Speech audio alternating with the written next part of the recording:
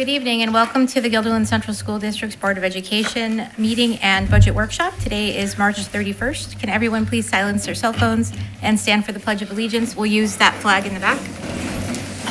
I pledge allegiance to the flag of the United States of America and to the republic for which it stands, one nation, under God, indivisible, with liberty and justice for all. Are we still doing student reps? I thought we were jumping right in. Okay. All right, great. Well, we actually will start with our high school student reps, Parth and Ryan. Oh, let's see. Is that rain? Yep. Wow. Good evening, everyone. It's a pleasure to be with you all today. My name is Ryan Renka.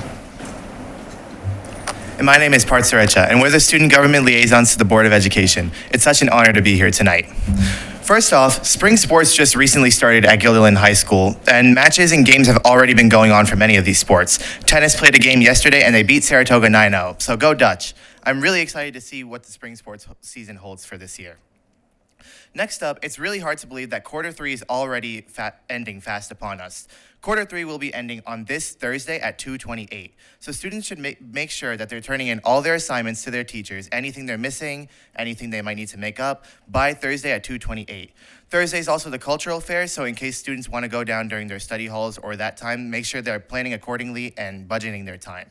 Speaking of the cultural fair is this Thursday, and it's going to be all day long. So students will be going down during one of their classes to go see the cultural fair and see what it's like.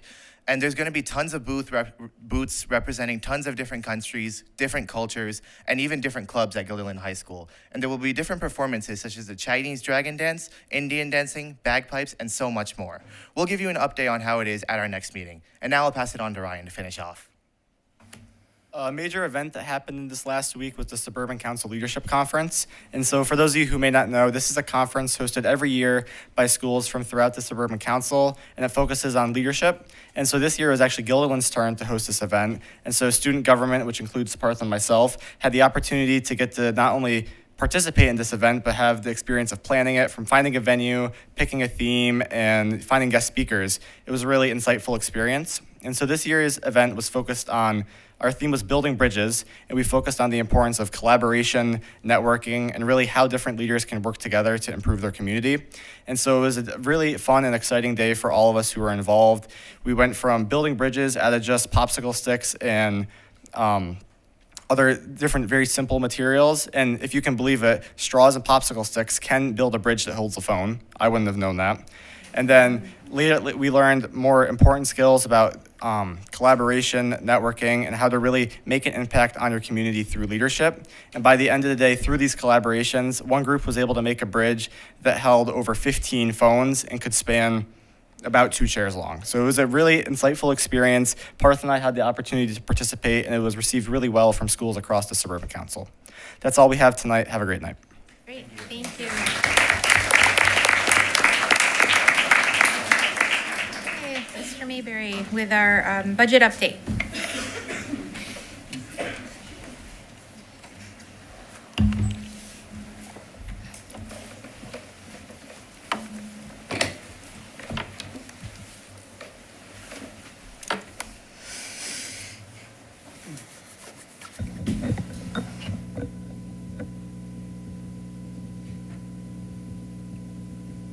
I've never seen a room with this many people and it be this quiet all at once. So, one, I can appreciate you all being here. Thank you very much for attending the budget update from March 31st, 2026. Starting off, one of the clarifiers I want to make is in the revenue budget, starting off with our original projection. And one of the questions that we did receive was, where did the $4.1 million gap come from when the numbers that you saw might have only added up to 3.3 million. And the reason for that is many people believe that your revenue from one year carries forward into the next, and that you just add additional state aid and additional tax revenue to your draft budget. When in reality, we had 3 line items that actually had a decrease in our original draft budget. So just to make that clear. I also included the update in the last column for the current budget that we proposed at our 24th discussion with the board last week. So The next slide will demonstrate the differences between these numbers, but in the end of the day, from our original draft budget, our budget was $131,452,622, and in the draft that we had on the 24th of March is $133,893,690. So the differences come in the local revenue, which we actually had a decrease of about $150,000 from last year into our draft budget. Interfund transfer, which is related to our capital fund and our capital project payments back to the general fund, that was a decrease of $285,083. And in our original draft budget, we did not propose any use of fund balance, which is money that we did not spend in the current year, would be used to offset the budget for next year. We did not propose any use of fund balance in the original draft budget. That is something that we are waiting for direction from the school board in which to take. Hence the difference between the 25-26 budget and 26-27 of $811,421. So that puts our original budget in the original draft started off at $135,577,280. In the 26-27 budget revenue, the original draft was $131,452,622. That gives you the difference of $4,124,658. From our original presentation, you would have seen the $3.3 million was the original, and then the $811,000 was the decrease in the revenue that we had. When you add them together, that's where your roughly $4.1 million difference came from. So I apologize for that confusion, but that was the difference in the numbers from our starting point. Same slide, sorry about that. In our budget for the 324, we had estimated expenditures in our draft budget presented or discussed with the board last week of $133,893,690. That budget is based on the budget revenue with updated numbers. So we have an updated revenue that matches our expenditures. There is a difference of 0. In order to see where that came from, it does not change anything in the cuts that had been proposed already. There is still a gap of about $1.8 million from the original budget, minus the cuts. That's what still exists or existed as of the point of this draft budget.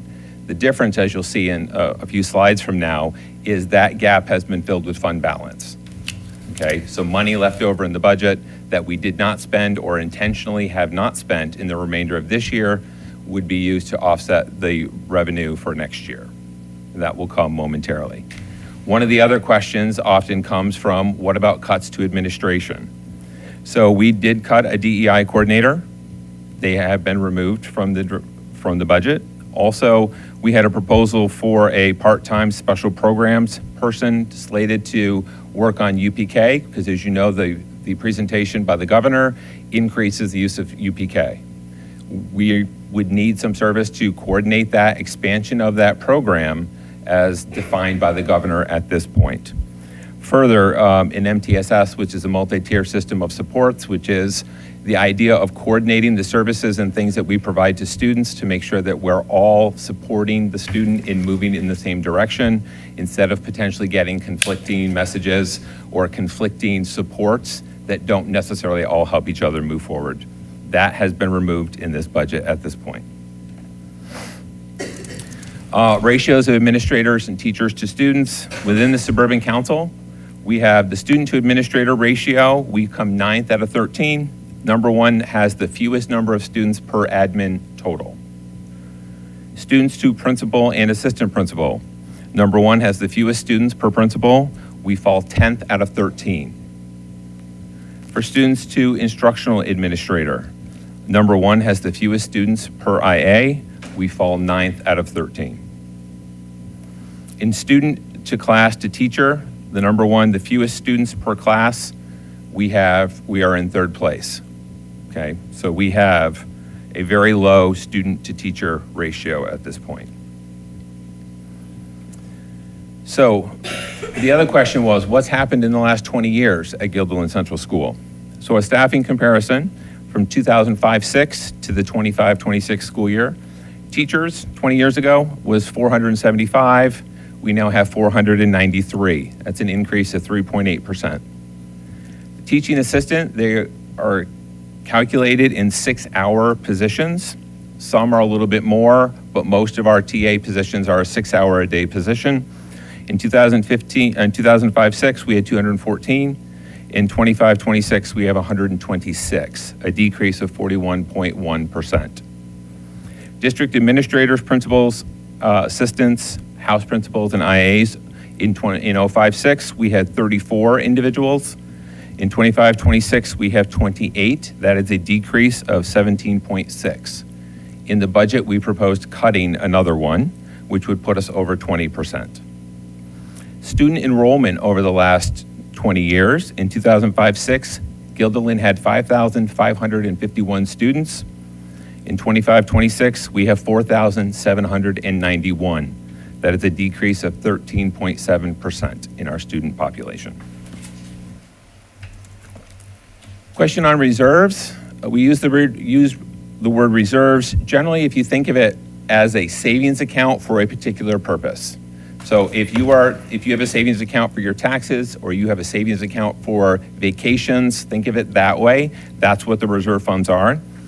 So we have workers' comp, we have an unemployment reserve, we have a reserve for retirement for ERS, and we have a reserve for retirement for TRS. That's the difference between non-certified staff, which are anyone that's not a teacher. TRS is our teaching certified staff. We have a tax tertiary reserve, so when properties are assessed, people can test their taxes. If they get a refund, that's what this tax tertiary fund is there for. The employee benefit and accrued liability, in general, this is when employees retire from the district as per their contract. Many of them have a clause in there that will pay them for some of their unused sick days. The capital reserve, the balance in that is $2,196,648. If you look at the audit that closed on June 30th, you will see that there would have been an additional $4,525,000 in that account.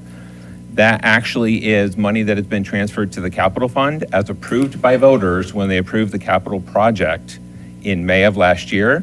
You also approved moving $4,525,000 to the capital fund. Hence why it's only $2.1 million in that account at this point. And a repair for reserve is $66,346. That is for those unanticipated issues that come up. Say if a boiler needs to be replaced. That's what a repair reserve is used for. It's not regular maintenance items that if you'd maintained it, it would still be in working order. This is for some of those unseen particular situations. So our total reserve balance as of June 30th is $13,891,611. When we use the term fund balance, think of it as the money in your checking account that you didn't spend at the end of the month. Okay, you use it to pay your regular bills. That's when we talk about fund balance, that's what we're talking about. The use of fund balance in this budget, as given direction by the board, is to prioritize the funding of student programming. So we used $1,815,490 to fill the gap of that existing gap that we had in our last presentation. Additional funds available for board discretion to add items back to the budget, so should they choose. We have an increase in projected interest from all of our investments of about $300,000. The Federal Reserve took no action in adjusting the rates, so we're more confident in that interest number at this point. We have additional fund balance or money available primarily from transportation at this point of about $200,000. So when you take the additional interest and the existing fund balance, that gives the board approximately $500,000 of items they could add back into the budget for things that we had previously recommended to be cut. Items removed from the original draft. One of the questions dealt around student-facing programs. We run a school. The vast majority of all expenses related to things that we do in a school will touch a student at some point in time. Many of them are direct, some of them are not.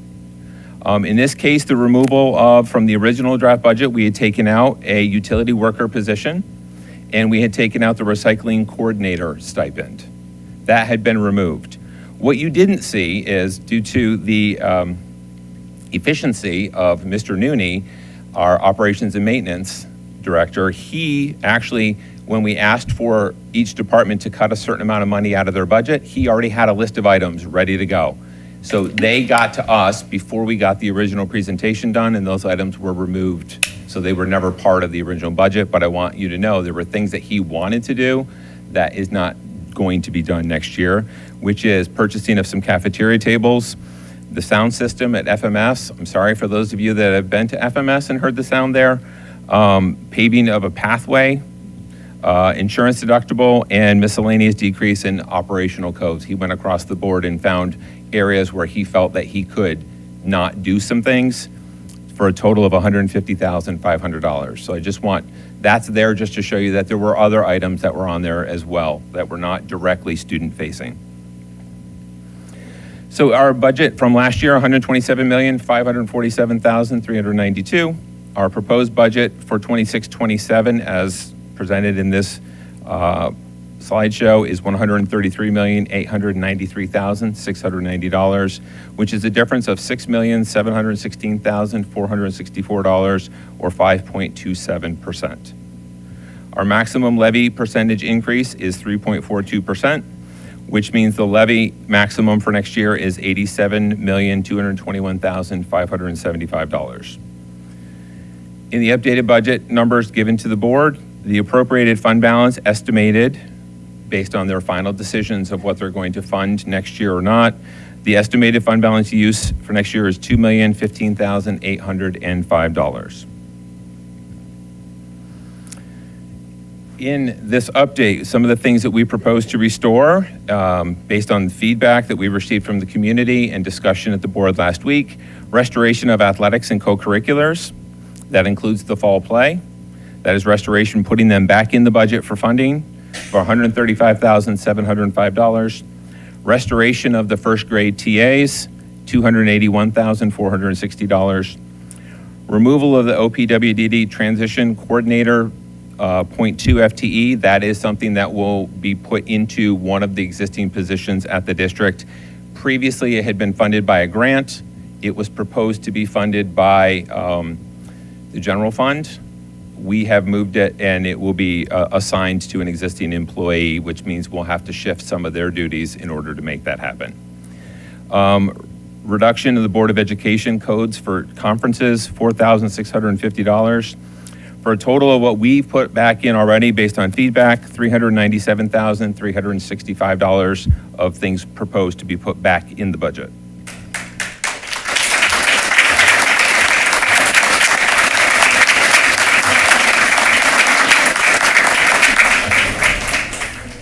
One of the other tasks that the board gave us at our meeting last week was to look at some options for any remaining funds for when the feedback for the board, it wasn't necessarily 100% or even, 8 of the 9 individuals, but the other items that came up for discussion last week, we proposed a few options of things they could consider. They can do any variety of things they want. Nothing is final at this point, but these were just examples of other options. So restoring one special ed TA, restoring of the Guilderland High School math TA, that total is about $98,660. The option 2 would be to restore 2 special education TAs. That's about $93,820. And option 3 was to restore the co-taught Spanish at the middle school for $60,100 and restore a 0.4 FTE art teacher at the high school for $30,300 for a total of about $90,900. That's an estimate, but those are options. They can choose to do none of those. They can choose to do something else with that. It's entirely up to the board at this point. Okay. Great. Thank you, Dan. Thank you for your hard work on that. And okay, I think we can move into public comments. We're going to start with in-person. I do want to ask if there's anyone that submitted a public comment who no longer feels like they would like to give that public comment. That's also fine. We are happy to hear it, but as you heard, some things have been restored, right? So I just want you to be aware of that. You have that option. Our feelings will not be hurt. So first we have Sam Wu and Ryan A. Eckert, I think, and Elijah Kowalski.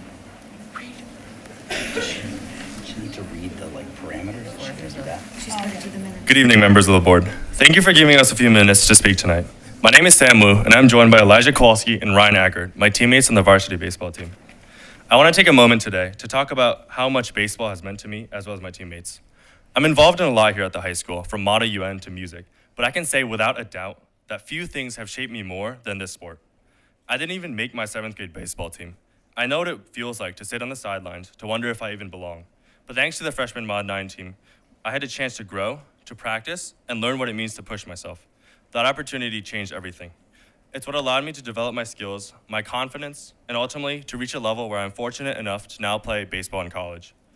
The freshman Mod 9 teams gives younger students a chance to learn, to make mistakes, and to discover what they're capable of. That foundation allowed many students, including myself, to thrive at higher levels. Beyond the wins and losses, the team teaches growth, builds community, and provides life lessons that stay with you far beyond the field. We appreciate the board's intention to continue supporting athletics. At the same time, we urge you to continue to keep in mind that cutting the freshman team or limiting Mod 9 sports would take away opportunities that are truly life-changing for students. These programs give every student a chance to grow, to succeed, and to find a place. Thank you for listening and supporting the opportunities that shape students both on and off the field.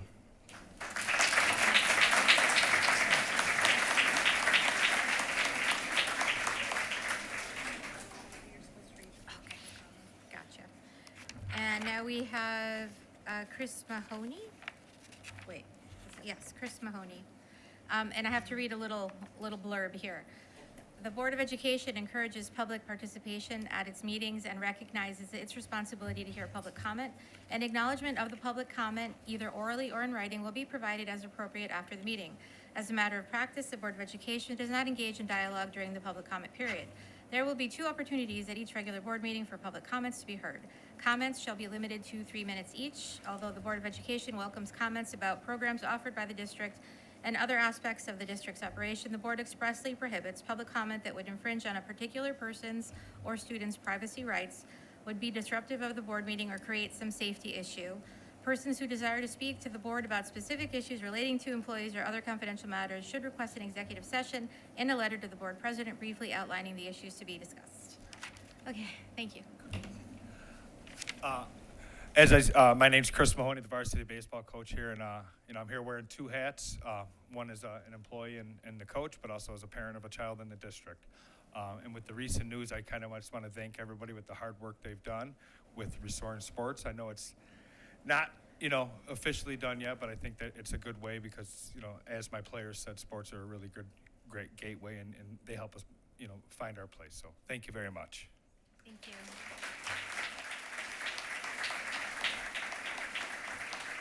Nancy Cavillones. Hi, Nancy. Just pull it right down.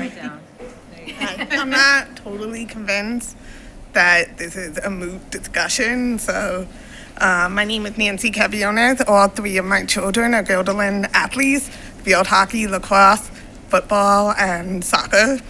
When we moved here 3 years ago from California, we had a choice between Guilderland and Albany. I'm from Guilderland, class of 97. I know the schools are good. I know the people here. But what really sealed the deal for Guilderland is that Albany doesn't have a field hockey program. So I'm not alone in taking those things into consideration when I look at where I want to raise a family, right? So to cut sports, music, and art is to cut a lifeline for our children. One that causes maybe a domino effect that will have lasting consequences, which I think I'm preaching to the choir here. But I did want to leave you with this quote from Peter Drucker.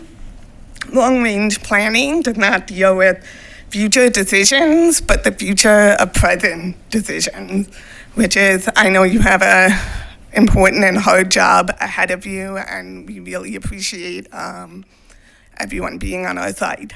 Thanks.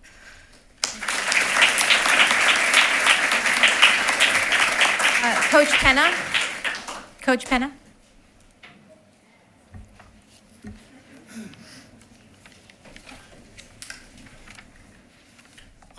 One of the challenges I always face is I teach public speaking at the high school. So I have many Raiders in the audience right now, so I have to make this right. I also wanted to echo Coach Mahoney's thank you for the hard work that you put in. Thanks to everyone for attending tonight.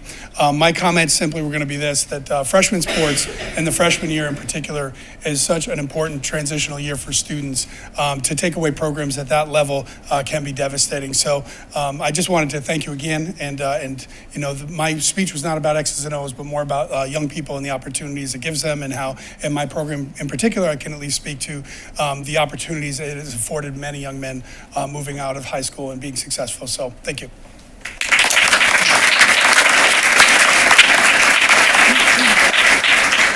Kylie Dinan or Dinan, I'm sorry, Dinan.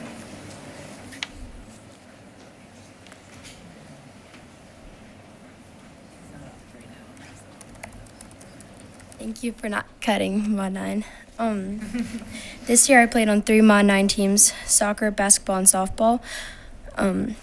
And sports has had a great impact on us students. And Mod 9 has made a great impact because it's a great step to not do like varsity or JV, because there's a lot more pressure, and it's a good step for the students, and it's a great way to grow and to meet new people, and it makes a good impact. Thank you.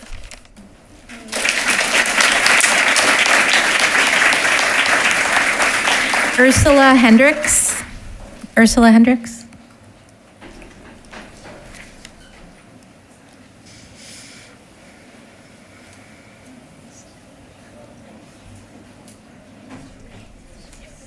Brought my crew with me. Nice. I just want to say thank you for your hard work. Originally, when I signed up to speak, it was so that sports would be reinstated. So I appreciate that being in the proposal, in the second proposal. I still want to read my comments because the idea is that we protect our sports going forward and that we're not in this situation next year.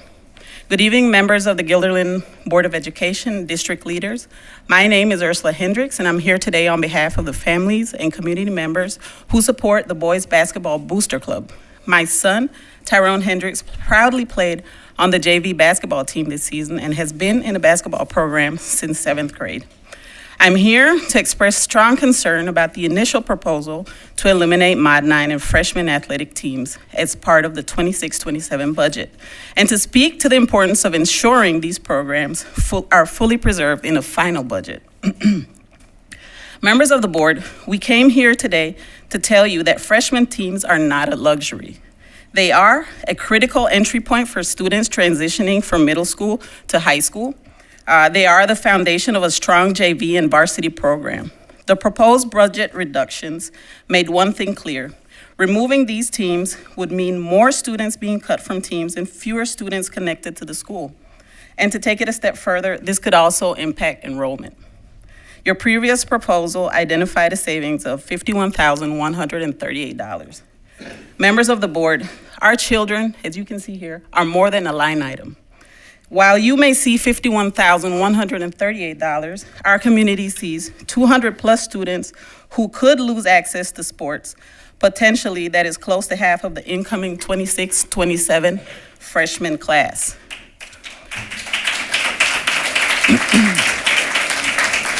Guilderland already trails behind many suburban schools, such as Colony and Bethlehem, in athletic resources.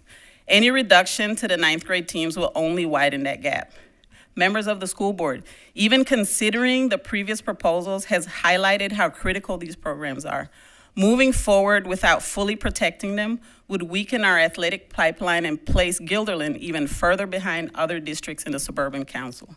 Voting to reduce or compromise these programs would also undermine countless hours of hard work that our coaches, student athletes, parents, and the community have put into building these programs. Our community already does a great job to support these programs. Booster clubs across multiple sports raise money each year to support Guilderland athletics. The community is doing its job. As a matter of fact, Guilderland is currently the only school in the suburban council where in certain programs, a varsity assistant coach is funded by the Booster Club rather than the district. Okay. Given this level of community support, even the consideration of eliminating freshman teams sends the wrong message. In closing, we leave you with this ask. Do not revisit or reduce in any form these programs in any form. Instead, we ask that you fully fund and protect our programs and provide our student athletes with the same opportunities as those other schools in the Suburban Council. Thank you for your time and your commitment to the students of Guilderland.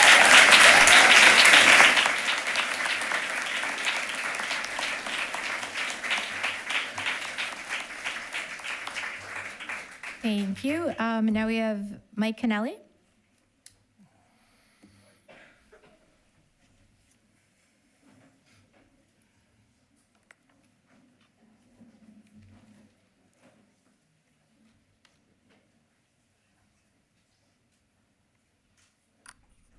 I want to thank everybody for the time tonight.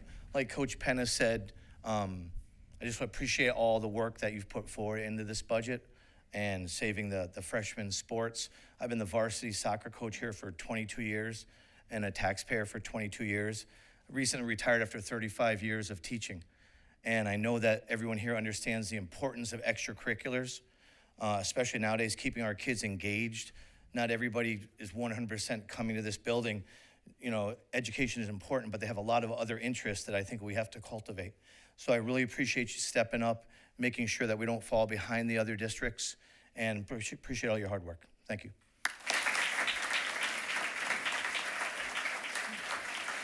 Violet Clemente. Violet Clemente.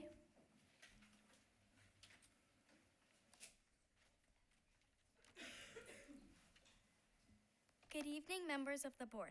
My name is Violet Clemente, and I am an 8th grade student at FMS. Thank you for giving me the opportunity to speak tonight. I'm here to talk about two programs that are at risk of being cut.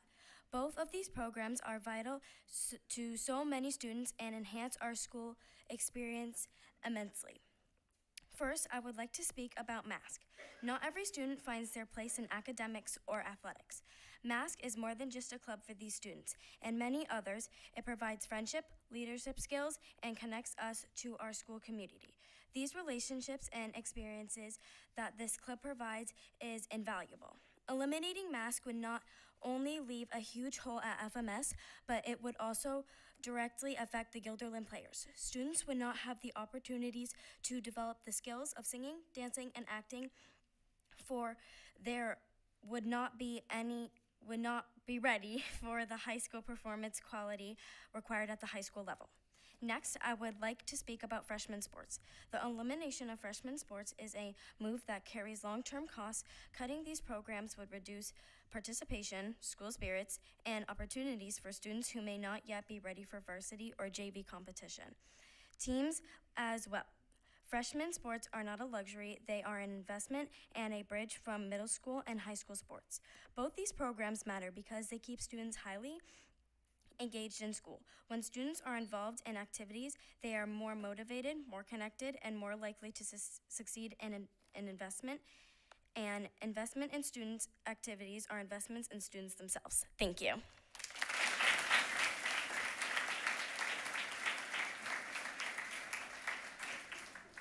Okay, Guilderland music and art students.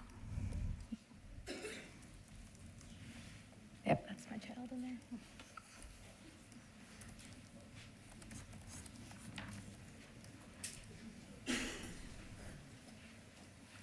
Good evening. We are some of the Guilderland music and art students here. We'd first like to thank you for continuing to support the music programs in Guilderland. And now we're going to share what we think why music is important in our schools.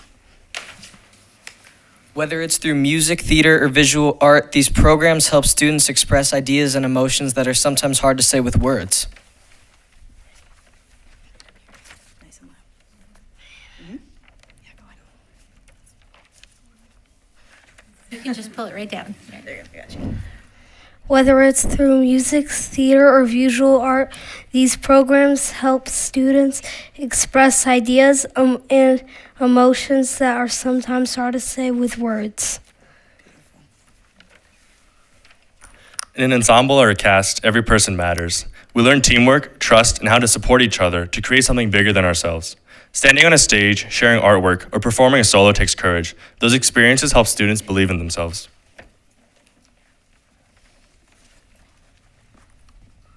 For many students, music and the arts are the reason that they come to school excited and motivated each day.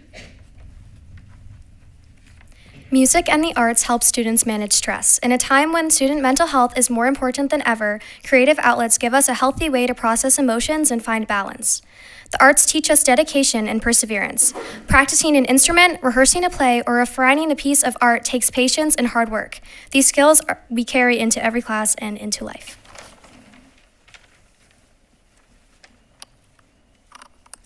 Music and the arts create memories that last forever. Concerts, musicals, art shows, and performances are moments students remember long after graduation. Additionally, the arts bring our community together. When families and neighbors come to concerts and shows, they see the pride, talent, and hard work of Guilderland students.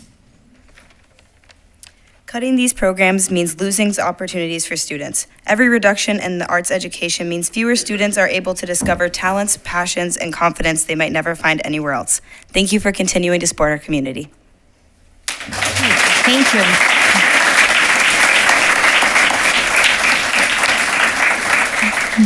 Keegan Prue.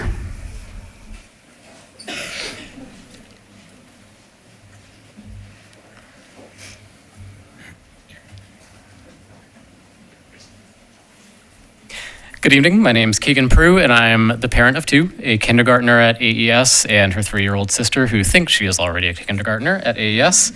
I want to thank the board and the superintendent for your work and commitment to the students of Guilderland. I appreciate the many factors that make this budget season a particularly challenging one. I also want to express enormous gratitude to the teachers in our district who work directly with our children every day to support their learning and well-being, especially our beloved team at Altamont Elementary. While I understand this budget cycle requires sacrifices, I appreciate the leadership the board has shown and the purposeful adjustments that Superintendent Mayberry just detailed. Concerns were expressed in recent meetings about the volume of proposed cuts in the budget that would reduce the number of staff who work directly with students each day. I'm here tonight speaking for myself and for the many other AES and district parents we've spoken with over the last several weeks who share that concern to urge you to continue pushing to maintain student-facing positions and positions that directly impact students' experiences. I'm incredibly pleased and grateful to see that the updated draft budget preserves the first grade TA positions that were previously slated for cuts, so thank you for that. Multiple research studies have found that low student-to-teacher ratios of 15:1 or less have positive and durable effects specifically in primary grades, and the studies demonstrated that elementary-age students in classes of this size obtain higher academic achievement levels, participate more in school, demonstrate improved behavior, and importantly, retain many of those benefits in their later years of schooling. So again, I appreciate so much that the updated draft budget reflects including those positions so that our first graders can continue to glean the benefits of increased support from TAs.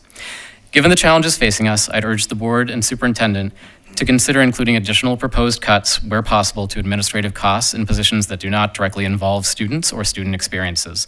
I understand and appreciate that even robust cuts to administration would not prevent the need for other cuts, and that efforts have already been made on this front.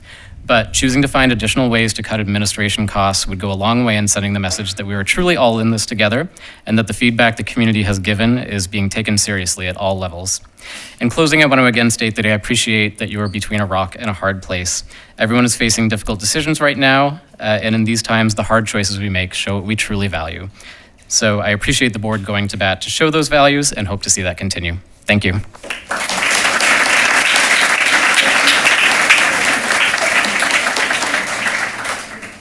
Lisa Schofield.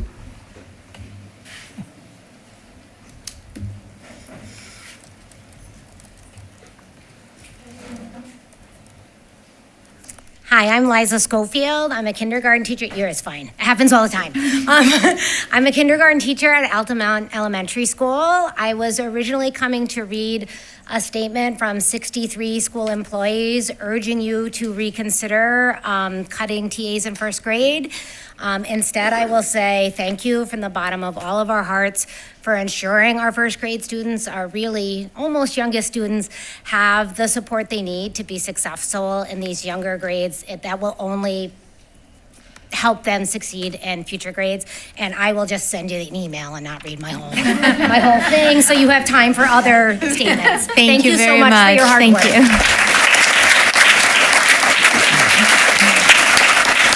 Megan Bender. Megan Bender. Did you hear that? Megan Bender. Oh, here we go.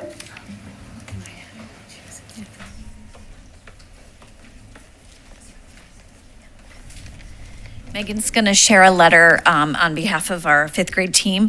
But before she does it, I think maybe I can speak on behalf of all teachers in our district and say that we're super proud of our students who are here to advocate for themselves and to thank the board.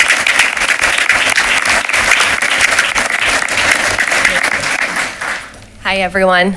I'm Megan Bender, and I'm here with my fellow colleagues Cameron David and Beth Whiteman, and our fourth team member, Caitlin McDonough, who cannot attend tonight. We are fifth grade teachers at Pine Bush. Thank you to the Board of Education for the opportunity to speak tonight regarding the proposed budget. Obviously, there are a number of proposed cuts that directly impact students, but we'd like to speak specifically about the proposed cut of a fifth grade section at Pine Bush. Should the cut remain in the budget, our 4 classes of fourth grade students will be placed into 3 classes for fifth grade, with a likely number of 27 students per section. Our purpose tonight is to advocate for those students who are not here to advocate for themselves, because their school experience will change dramatically. This proposed cut would have a profound impact on student learning, development, and overall achievement.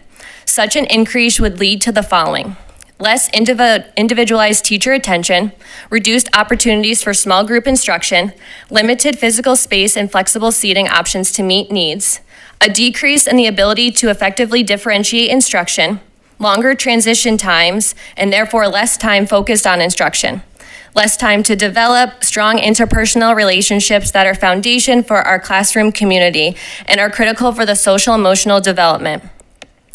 Ultimately, larger class sizes jeopardize student engagement and individual success. At that point, the classroom begins to feel less like a place of learning and more like an overfilled lifeboat. Every child is on board, but there are simply not enough resources, time, or space to ensure each one is truly supported. As proactive educators responsive to student needs, we think it should be noted that the current fourth graders, our incoming fifth graders, are a fantastic group of students who want to be successful, and we want them to succeed as well. They are a group of students with a wide range of academic, language, and social emotional needs that should be considered when determining cuts. These students require robust teacher support and staffing to ensure an equitable education. A significant increase in class size would make providing the levels of support they require more challenging. At a time when maintaining smaller class sizes has been identified as a top priority among our community members, it is vital our budget proposal reflects the needs of students and the stated goals and values of our families. The question is not what can we make work, but rather what is it that our students truly need to thrive. Thank you for your time, and we hope you consider our input.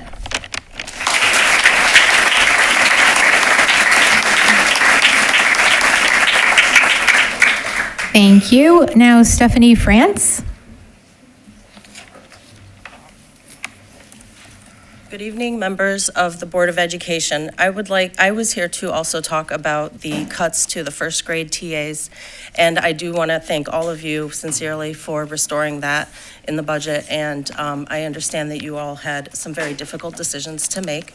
I am very proud of all the students that are here, and this is a reflection of the education that these students have had and the benefits that they have had over the years. And so this is why it is so important to continue to support the students. In our society, we are having a rise in students who have autism spectrum disorder and ADHD and anxiety and a host of other learning difficulties and behavioral difficulties. And we really do need to consider these things when we're considering these difficult decisions that we are making. I do really appreciate all of your time tonight, and I appreciate that you have made these considerations. Have a good night. Thank you.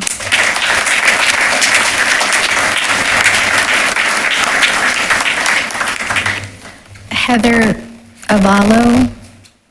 I hope I said that right. I'm sorry. So following the trend here, obviously I had a whole thing written up about extracurriculars, but there are a couple of things that I still would like to say as everyone else. I have more than 10 years of experience working with state and local government. In those roles, oversight was not optional, it was expected. Funds were tracked and justified, and leadership was responsible for not only explaining where money was spent, but how problems developed. Budget shortfalls do not happen overnight. They are a result of decisions made or not made over time. When those failures directly impact students, there should be accountability. What is especially troubling is what is being cut. I understand that we've already talked about the sports and the extracurriculars, but I also would like to address supply cuts. Supplies in our schools are already extremely limited, with parents often expected to provide basic materials. While some families can do that, many cannot, especially if extracurricular options are also being reduced, forcing families to seek and pay for alternatives out of pocket. Further reducing supplies unfairly shifts the burden onto parents and directly impacts classroom learning. Once again, students and families absorb the cost of these decisions. Supplies should not be reduced further without clear accountability for how funds are allocated and why. When budget corrections fall first on students, their programs, activities, and classrooms, while no reductions are proposed at the highest administration levels, that reflects a failure of oversight, in my opinion. Financial responsibility must be addressed from the top down. Our children, teachers, and classrooms should not be the first place financial missteps are corrected. I urge this district to reconsider these cuts, explore alternative funding strategies, and provide clear accountability for how we arrived here and how this will be prevented moving forward. Thank you for the opportunity to speak.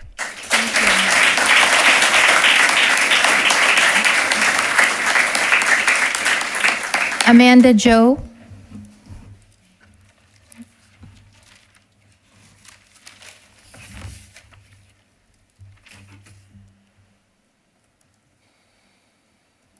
Good evening, everyone. Good evening, members of the Board of Education and administrators. My name is Amanda Wilsey, and I'm speaking tonight as president of the Guilderland Music Parents and Friends Association and as a parent who has seen firsthand what these programs mean to our students and our community. First, to the board, thank you for volunteering your time to our schools and our students. Thank you for standing up to support and continue the funding of our co-curriculars. Second, I want to acknowledge the difficult position you're in. We understand that the district is facing serious financial challenges and that none of the decisions in front of you are easy. We also know that the board does not want to make any cuts to arts programming, but the reality is there is still a budget to be met and cuts may still need to be made. Reductions to our arts programs, including music, theater, and fine arts, would significantly weaken programs that have taken years to build. Over the past several years, the music and arts programs in this district have been growing. Participation has increased across grade levels and disciplines. Students from all backgrounds, including English language learners, students with disabilities, and economically disadvantaged students, are finding a place in these programs. Our students are being recognized for excellence at the regional and state levels. At the same time, the resources supporting these programs have steadily declined. Equipment funding has dropped dramatically over the past 7 years, from $27,000 to $18,000 to $10,000, and now for the second year in a row, $0. That was $27,000 7 years ago to nothing. Yet student demand continues to grow. The music administrator has absorbed the fine arts department after that administrator retired, increasing the supervision responsibilities 55%. That is time taken away from the development and support of both music and arts programs. We're seeing ensembles so large they no longer fit comfortably or uncomfortably in rehearsal spaces. Ensemble participation and family and community support has outgrown our performance spaces.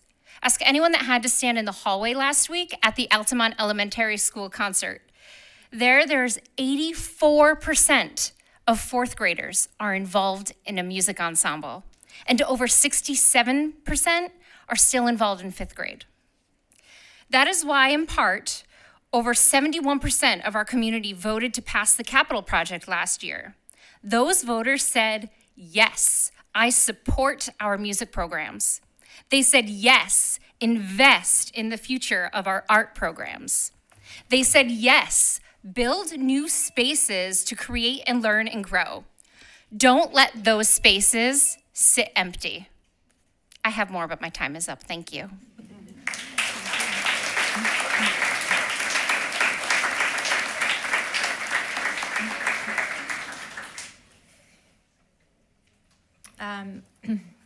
Shri Anvitha Gradamassetti. The font is very small, and I did not wear glasses.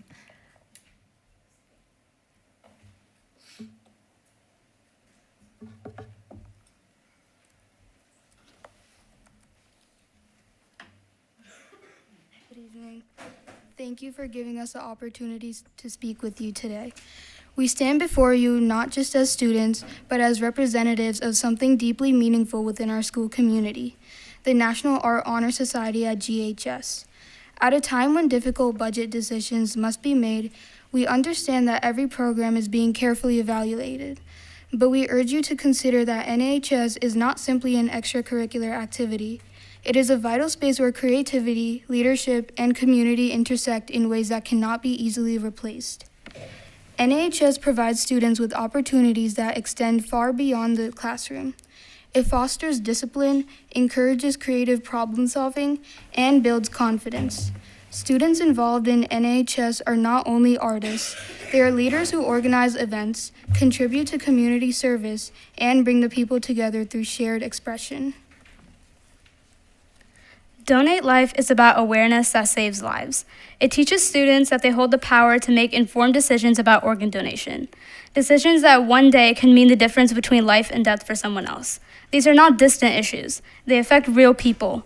Many of them young, many of them still waiting for a second chance. Finally, I ask you to consider the importance of National Business Honor Society. NBHS prepares students with real-world skills in professionalism and financial literacy. NBHS is an organization to provide national recognition to students who have demonstrated outstanding achievement in business education throughout their high school career. We urge you to recognize the value of all three programs, not just as clubs, but as experiences that shape who we become as individuals and as a community. Thank you for your time and consideration.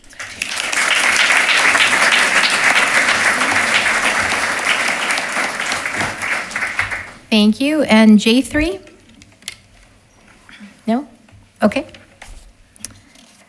Kyle Unser.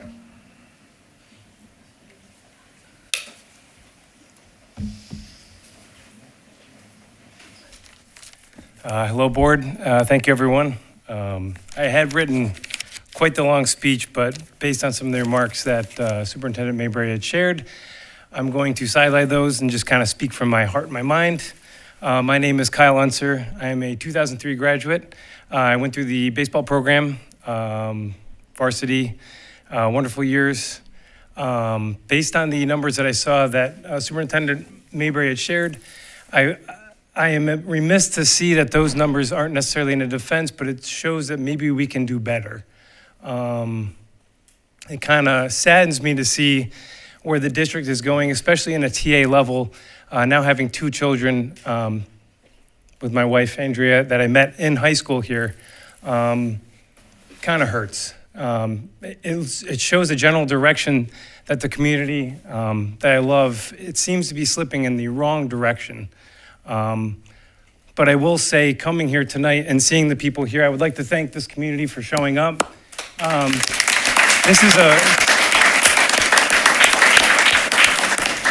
This is kind of why I live here.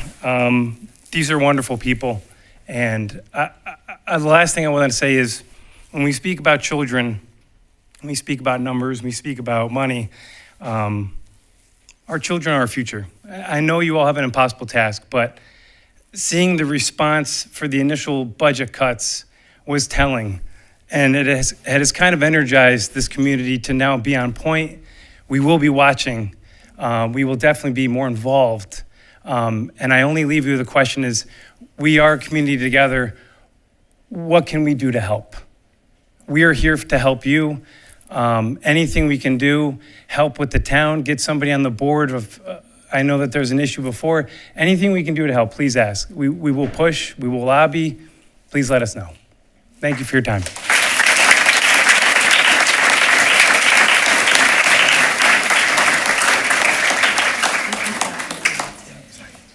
Should I think we're over the 30 minutes. Should I still read? Okay. So, Board of Ed members, we had 30 minutes allotted for public comment. We are over that. So, what are our thoughts on ending public comment since many of the public comments have already been addressed with this revised budget? Or would you like me to read the emailed comments? They will be available like for public consumption with the notes. What are your thoughts, Kelly? Are we done with in-person comments? We are done with in-person comments. We've all read the I would say comments we've been already reading them. from Do you need emails. do you need a motion to enter them into the public record? No, they always do anyway, right? I would do motions. Okay, so a Motion to enter public comments that have been emailed to the board for the purposes of this meeting into public record. Great. Second, Nina? All those in favor? Okay, thank you, 9-0. So, Dan, is this enough, because it says workshop, budget workshop, is this where you get to hear from the board regarding the revisions? Okay, great. Do we want to go around the table, or do we want to just raise our hand and jump in? Around the table, okay. Meredith, did you want to go first? Okay, Parth, do you want to go first? Okay. Or do you want to give everybody a second? We'll just give everybody a chance to clear out. I'm going to go first. Thank you for coming. In the movement, I can't hear anything. It's not because of you, Parth. Don't worry. Makes sense, but yes. I'm fine. Is it hot in here? It is, right? It's humid? So much. I feel like I think it's perfect. I feel like I'm in Jamaica. Well, it's because you're very skinny right now. I'm usually freezing cold, so we're just like, We're in heaven. Dan and I are going to have a heater over here, plug it right in over the summer. Well, it's because you're by the What did I do to you? I'm going to stick that back in my bag. Kelly keeps getting thinner. Doesn't like she's. Oh, I'm live. I was still wearing a hat today. It was 60 degrees out. Sorry.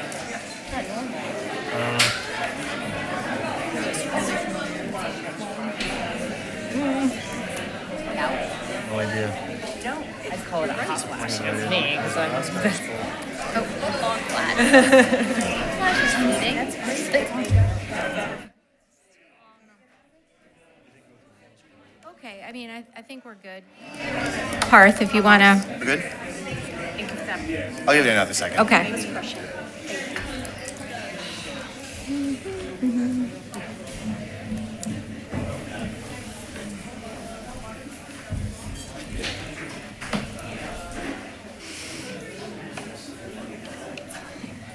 I can get started. Okay. Okay.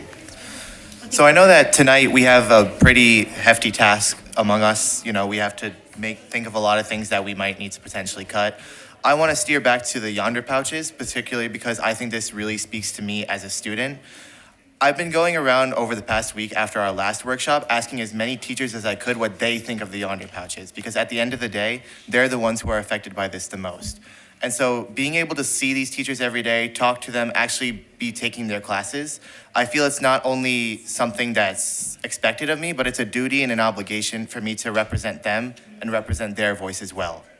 And the teacher sentiment has been that these yonder pouches need to stay, from what I've heard so far. One teacher even went as far to say that the idea of cutting yonder pouches, quote, should not be entertained. I know that we have a lot of cuts that we need to make, but for $8,000 of our budget, I strongly recommend that we don't cut these yonder pouches because they have brought dramatic change to this school.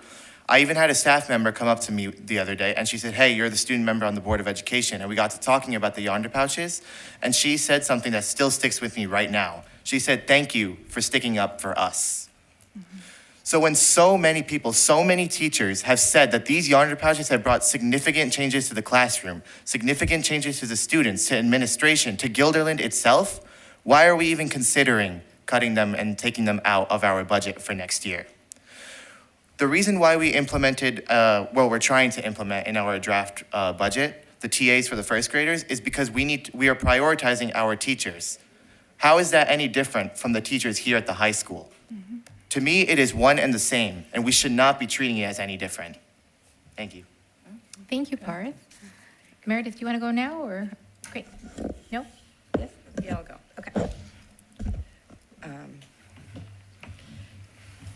I have talked to a lot of parents over the last couple of weeks and done a lot of searching, self-searching, thinking about what, my priorities are as a parent, as a board member, and what my responsibility is to this community. And I think last week I was very clear that I think that utilizing fund balance this year is the right call to get through the shortfall in order to then completely restructure the district. I think we have to look at exactly where we're spending money, how we're spending it, and make sure that we are spending wisely, that programs are really completing the return that we expect as a district, and really get creative with the way that we move into the future. So I've said pretty much everything I had to say last week, and thank you guys for all your hard work. I know it's really hard to sit here and have your work picked apart, and I'm really grateful for all of you. So thank you. Kim? I also share a lot of the sentiment that Meredith just said. I am admittedly a little crushed that I didn't hear anything trying to save any of the special ed department for all of our children. But anyways, moving forward, I am very happy about the first grade TAs.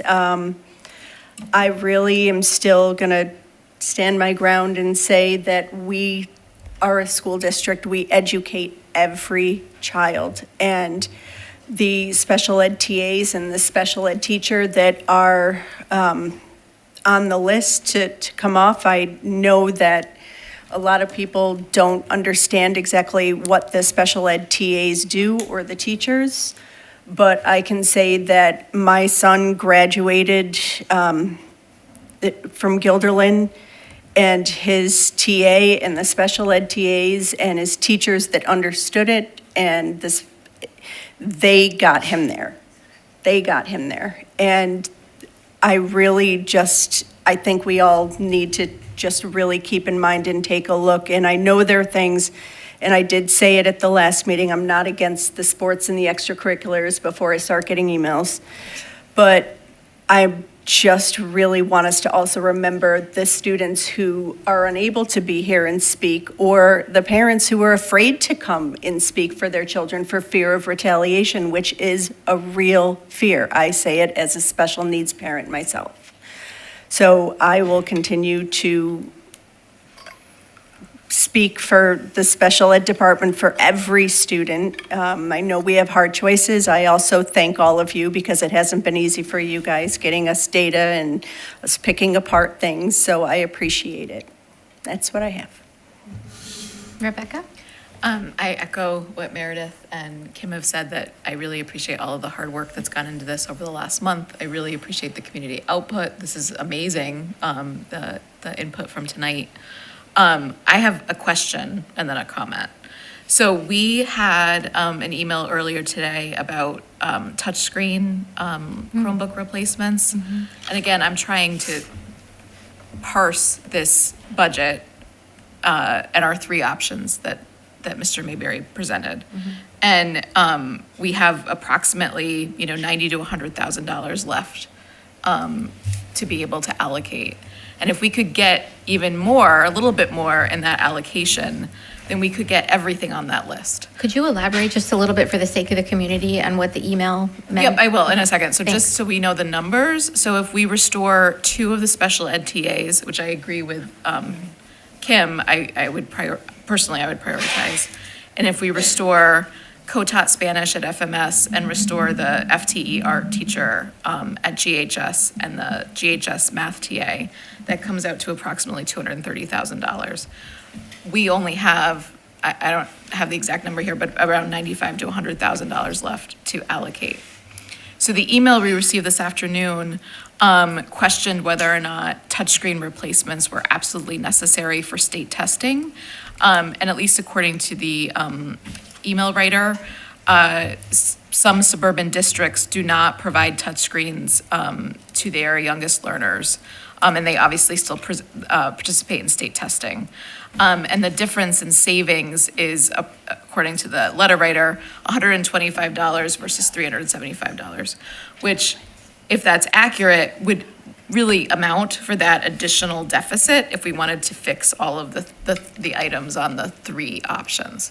So my question to the panel over here is, how essential are those touchscreen Chromebooks, particularly for the youngest learners? So state testing starts at grade 3. We like to not have initial exposure to those devices at grade 3 because it really condenses how much time students have to become familiar with it.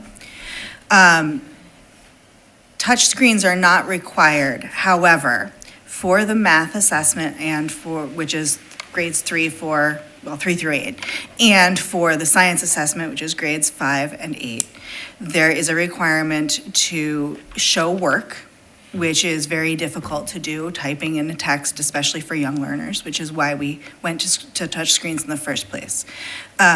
I don't know about the accuracy of the price comparison because it was very difficult to see exactly what we're comparing to. I am not the expert in hardware. I'd wanted Dave Howell to weigh in on that, but I can tell you that the number that you're seeing in Dave's projections include things in addition to just the device itself, like the insurance and the case. So that may account for some of that difference. I know that he has been trying really hard to find economical options. So that's, I don't know, Andrew, if you have anything to add. We can just get more, we will talk to Dave and get more information for you. Because even if we could, shave off a little of that, the New York Times had an article in the Sunday magazine, actually, about electronic devices and education and how the pendulum is sort of shifting a little bit away from that in the youngest learners. And we're just trying to shave. Can I just add one other thing? I'm sorry, Rebecca, Yep. I don't mean to interrupt.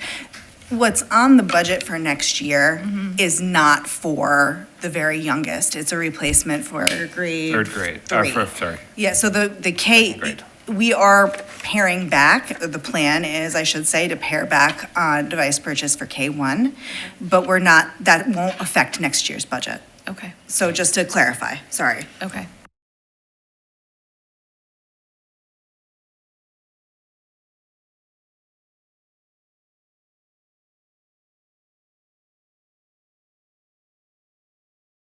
So that was it's in the list that was very long. That one? Yeah.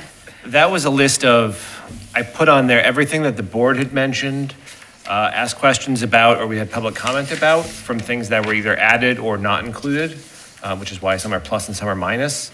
So that's the additional cost for an installment purchase for next year's budget, which is for, the Chromebooks for students, but also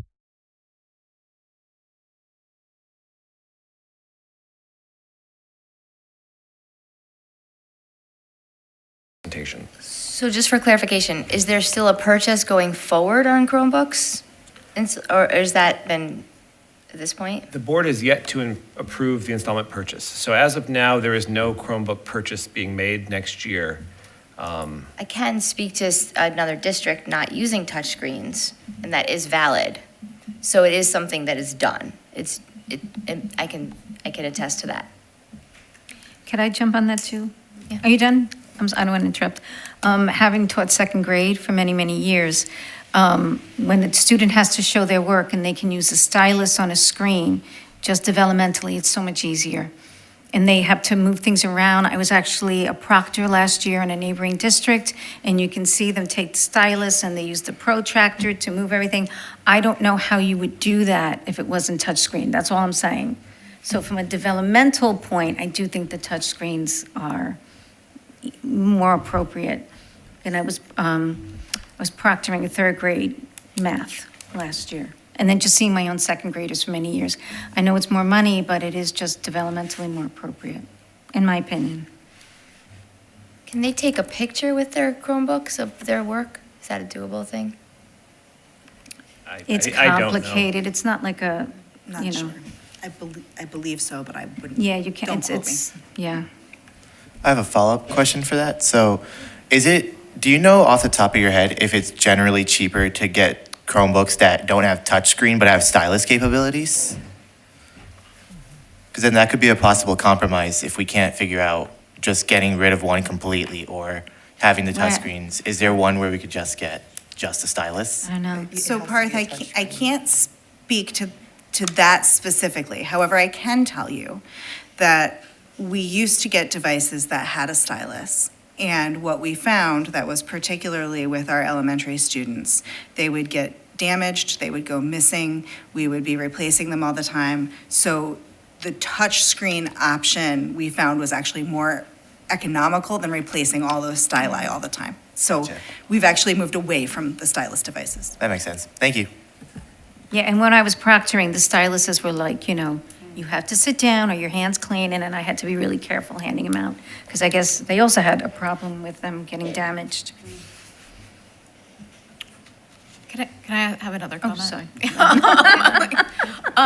I just wanted, last week's meeting, we didn't really touch on one of the reasons for the increased budgetary costs this year, which is health insurance, which is not unique to Gilderland, but it is, ubiquitous across the country. And I was just wondering, Dr. Van Alstyne, if you could speak to that a little bit.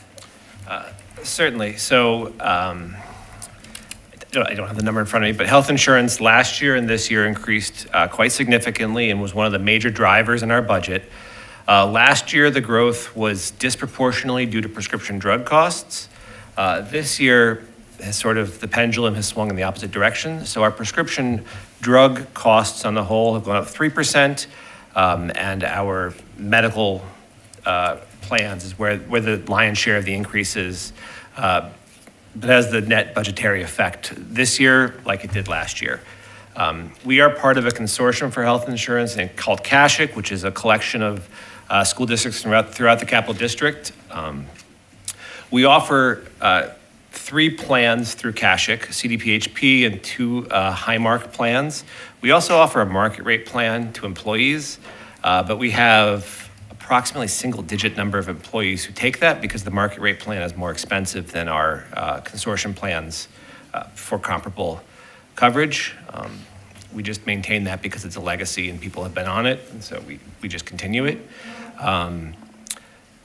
So my sense from looking at sort of national and state and regional health insurance trends is we functionally save money through CASHIC by being self-insured and by pooling our medical with peer school districts, but health insurance costs themselves are just rising exponentially across the board. And we see that with private plans, public plans, costs are skyrocketing, and that is an enduring budget challenge. The district has a health insurance committee that's made up of representatives from each bargaining unit that meets regularly throughout the year to review plans and usage. Met recently and are exploring ways to try to rein in some costs, but there's nothing we can share yet with that, but we are working on trying to find ways to bring additional savings to the district. I appreciate you describing that. And then just my last thing is, I agree with Kim that I think for the remaining part of whatever we have, hopefully there could be a little bit more.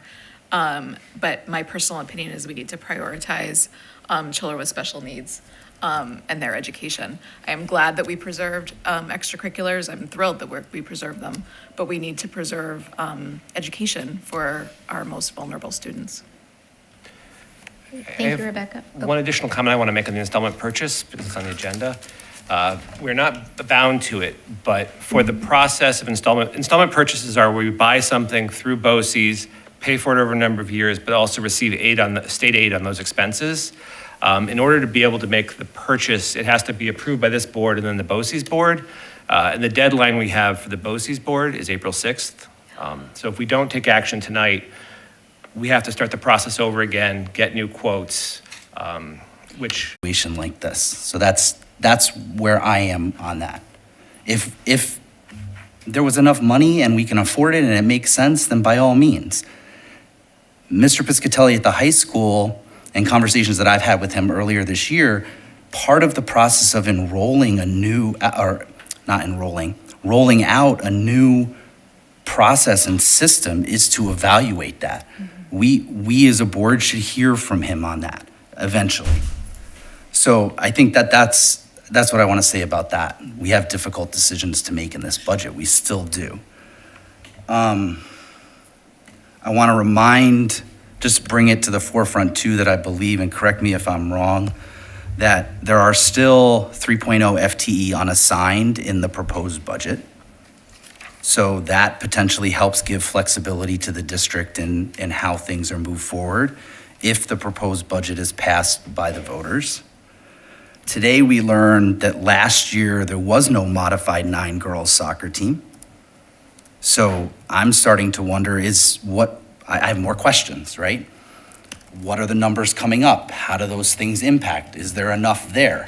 There was not enough interest this year for that modified 9 girls soccer team. I believe, I'm a proponent, physical education is my background, athletics, I'm a former varsity swim coach. I get the importance of it. Our job as a board, and we've said this numerous times, is to leave no stone unturned, to continue to ask questions. I still, and I think it was 2 weeks ago or last week, I asked too for budget projections. What will next year look like? What will the year after that? Superintendent Mayberry, said to me that that information will be forthcoming. So we have to give the district personnel time to work through those things. I'm not ready to make a decision on what else to propose that we add into it. I hear my colleagues, I do think we need to consider the special ed TAs, but right now it's we got some information today that we can continue to share about, student impact and how many students are per sections and things of that nature to really gauge where the best use of these funds are. This is not an easy decision at all for any of us. And so we just need to keep that dialogue going. And that's why we're, again, in workshop tonight. So that's what I have to say. Thank you. Great. Thank you, Peter. Tara? So Parth, I totally understand. I also thought that there were members up here who didn't want to have the under pouches and wanted to get rid of it. And I know it's $8,000 is $8,000 and we're really tight, but I agree with you 100%. And I've heard from a lot of teachers as well saying that they have it's a whole different classroom, it's a whole different school. And I just want to talk very quickly about the way the law is written. Is Mike Laster here? Yes. Oh, there he is. Okay. So it's my understanding that at FMS, the phones are locked, turned off and locked and put in their lockers all day. Is that correct? Yes. Thank you. Okay. At the high school, I had 3 kids go through the high school. None of them ever went to their locker, ever. So high school kids are not going to go to their locker and put their phone in there. That's why, in Bethlehem and Schoharie were talking about it, they needed a way to put these away and lock them. I know that kids can figure ways out to get them. I know all the tricks. I was not like the perfect high school kid. I'm sure I probably could have come up with some creative ways to sneak my phone in. But anyway, so that's the thing with the law, is that they have to be locked away. You can't just have a phone turned off in your backpack. I know some kids probably do, without it being locked in some kind of a pouch. So I know money is tight, but I feel that it would be irresponsible for us to, at this point, have them for a year and then not use them anymore. Other options, I don't know, Peter. I've been thinking a lot about that, and maybe if we could send out a survey to parents to say, does your child have a phone? And if the parent replies back no, then maybe that kid won't get a yonder pouch then, right? So can they, I don't know. Sorry, Mike, I don't want to make life worse for you, but just something like that. Maybe every kid doesn't need the pouch if you don't bring a phone to school, So there are options I think we can look at.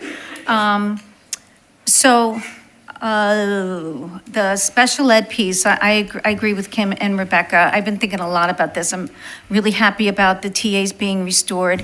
Eventually, in a perfect world, I want them to go back to being 3-hour TAs instead of 2-hour TAs. I mentioned last time I am concerned about the fifth grade section. The fifth grade section at Pine Bush, 27 kids.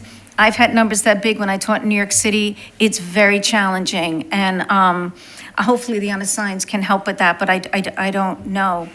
And I do have a question about GES first grade. Last year, actually this current year, there is a class that has, I forgot the word they use for it. It's not CSP, but it's Co-taught. Thank you. That's it. Yes, adaptive co-taught. Is that still happening next year at GES? Do we know? I don't know if Alan's here. It is. Okay, I see your head shaking. Yes, okay. Will those numbers in the first grade negatively impact that class? I mean, all the classroom, yeah, but how is that going to impact the adaptive co-taught classes? That's, and again, like, we only have so many unassigns to go around, but I don't know. It's just something that I wanted to bring to the forefront. And, I mean, the three options, if I had to pick right now, I would pick option 2 to restore the 2 special ed TAs. Having worked with special ed TAs, and TAs in general, period, there were years I could not have gotten through the year without my TA helping me through. Because it's so much more, like, some people think, well, they take the kids to gym. No, they don't. I mean, they do that sometimes if I would ask them to, and they were nice enough and say, yeah, sure. But they work with kids, we can tag team, we can rotate groups, work in small groups, if you're trying to reach a child and you can, I mean, and the TA just had could do something. I mean, it's so much more than just shoe tying and walking kids to class, which is also very important, but it's the academic piece. And it's the one-to-one. You could just do so much more with a teaching assistant in the classroom. So that's all I have to say for now. Thank you, Tara. Katie? Much of what I was going to cover has already been addressed, so I'll just reinforce. Again, Peter mentioned the unassigned. I know that we've reduced the number that we have available this year compared to years past, but, just prioritizing looking at that fifth grade class at Pine Bush based on the numbers, and also the full-time special education teacher for our taught students at the high school, keeping that in mind when we have those unassigned. And to what everyone has been saying about the special ed TAs, in addition to that, one of the things that I have concern about when we're looking at the co-taught and TA support is that the math support, the math TA, in addition with the special ed TAs, we've reduced the last couple of years this amount of support available at the high school for math. And my concern is just that, for those applied math classes and for our students who are identified with IEPs that are, that is a support that they are also utilizing at the high school.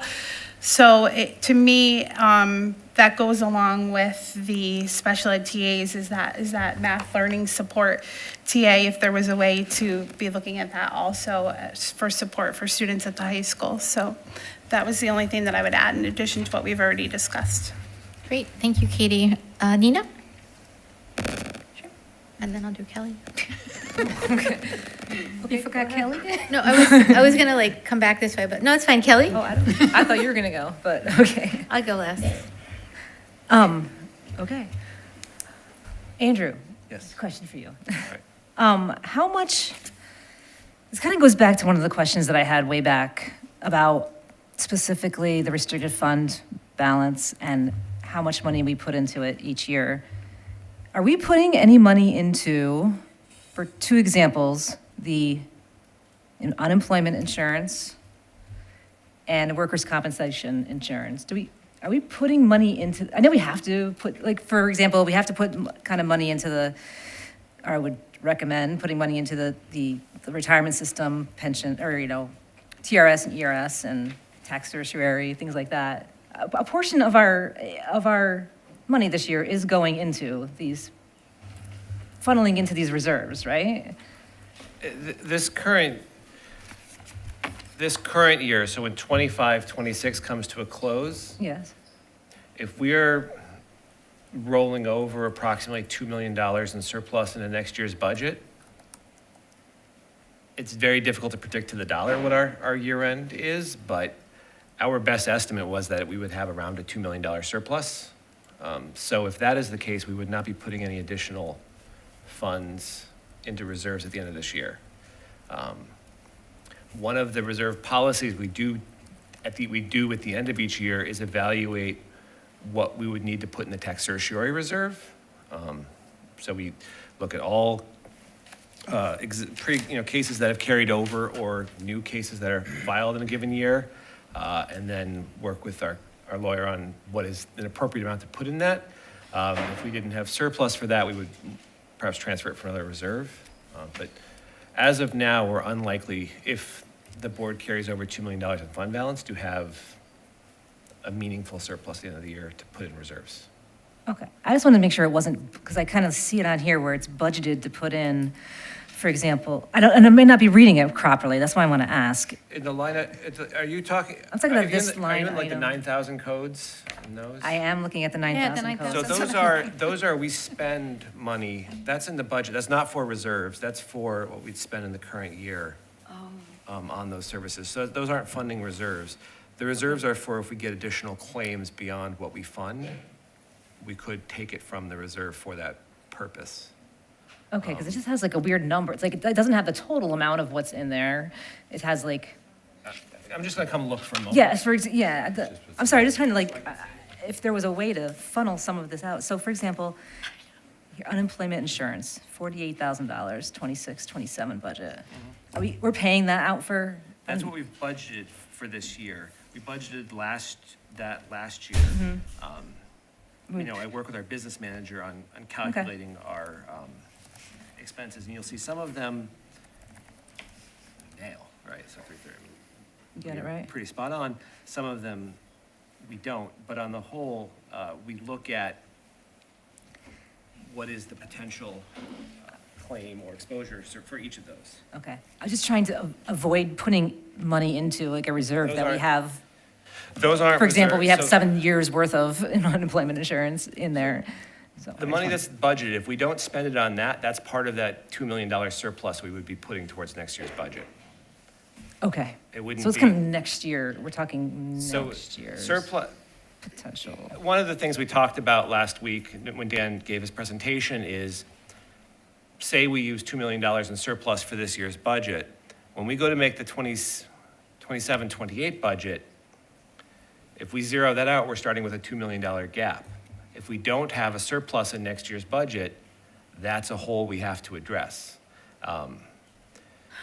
So I can't confidently tell you. So I'm saying right now, I think we have a $2 million surplus this year. I can't say we have a $2 million surplus next year because we haven't even started the year, and there's a lot of variation that happens within our expenses.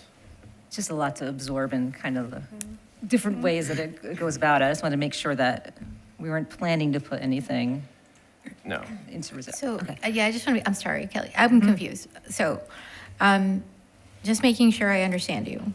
We are not budgeting for this budget that we're going to vote on soon.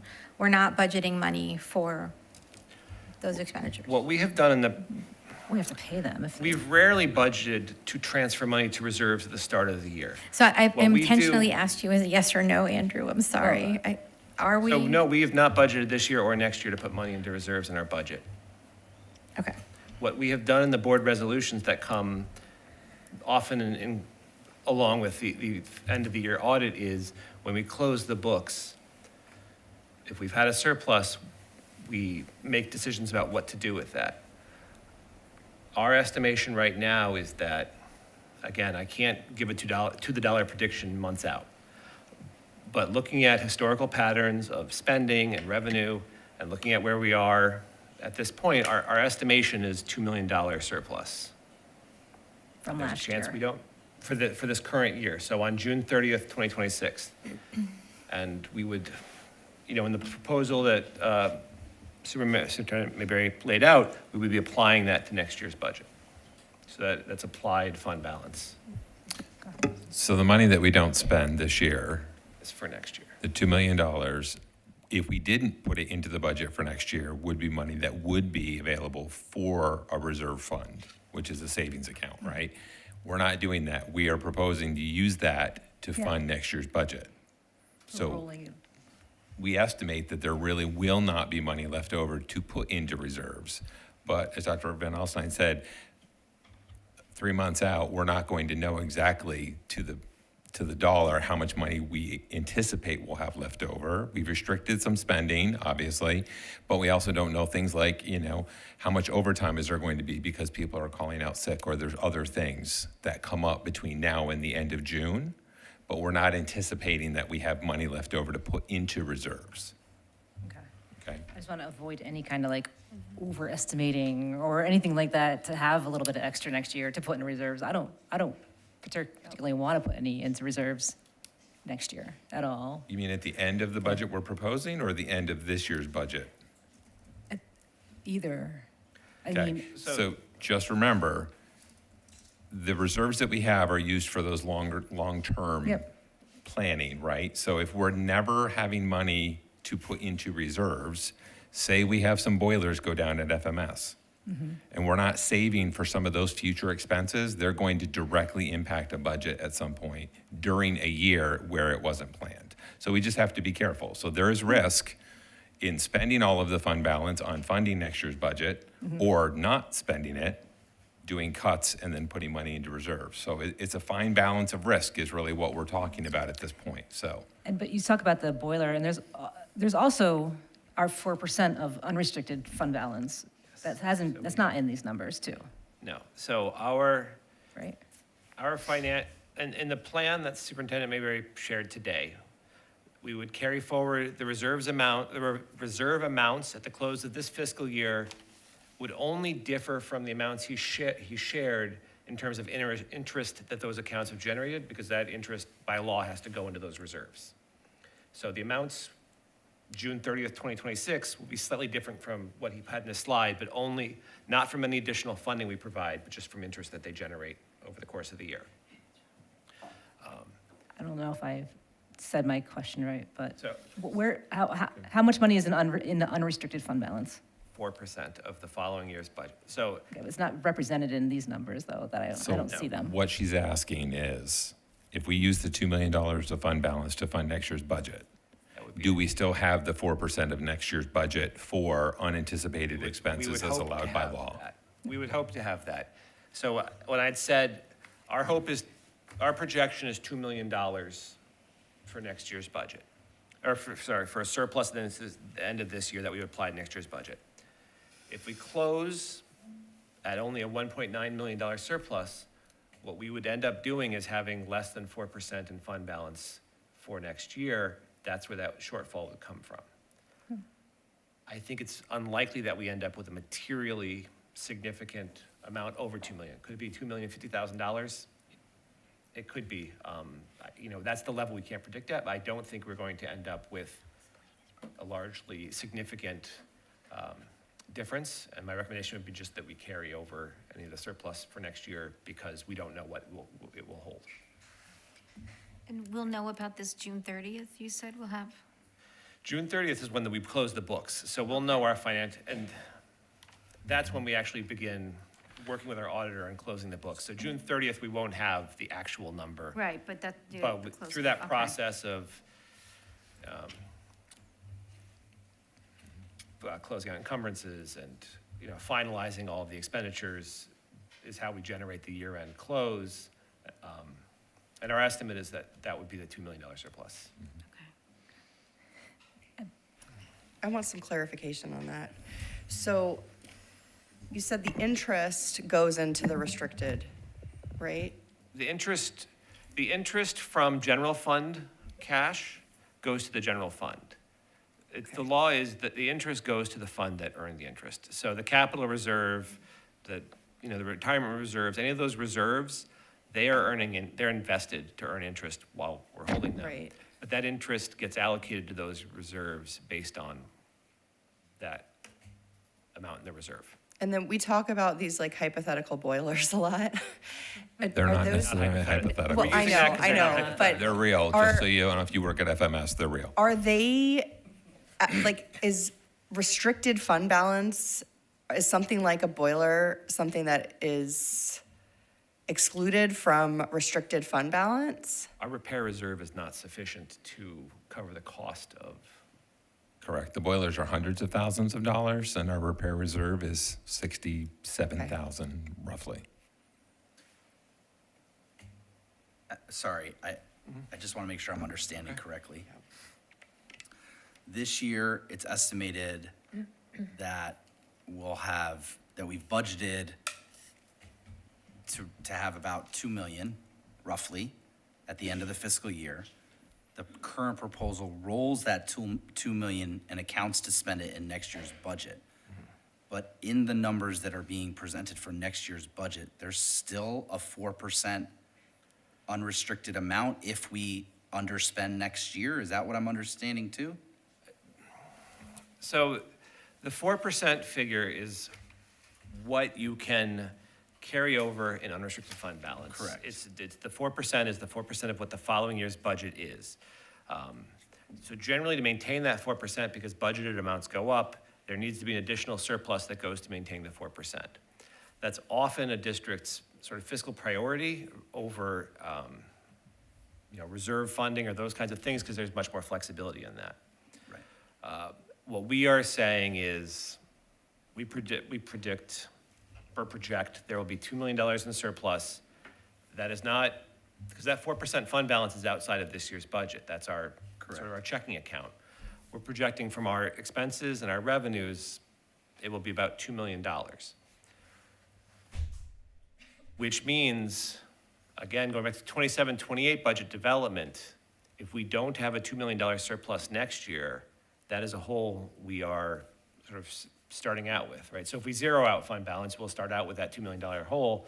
And then if we only project a $1.5 million surplus, that is where it begins to accelerate rapidly. It's just like at the household level, putting expenses on a credit card, month 1, month 2, month 3, it might appear that you have a small balance, but all of a sudden you continue maintaining those expenses and that grows rapidly.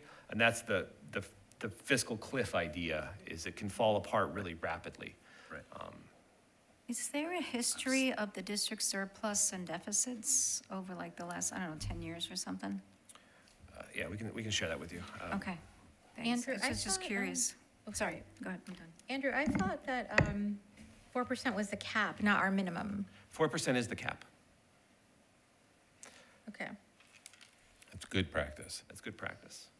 And that equates to like $5 million. So money. if, 4% of so when does DiNapoli's office start getting worried about, because we were in If you're fiscal over stress. 4%, So, But we were under, right? Were we under fiscal stress a while ago? we were, the reserve Yeah, it was levels a while fell ago. significantly. Okay. So So that if- was during the bad times.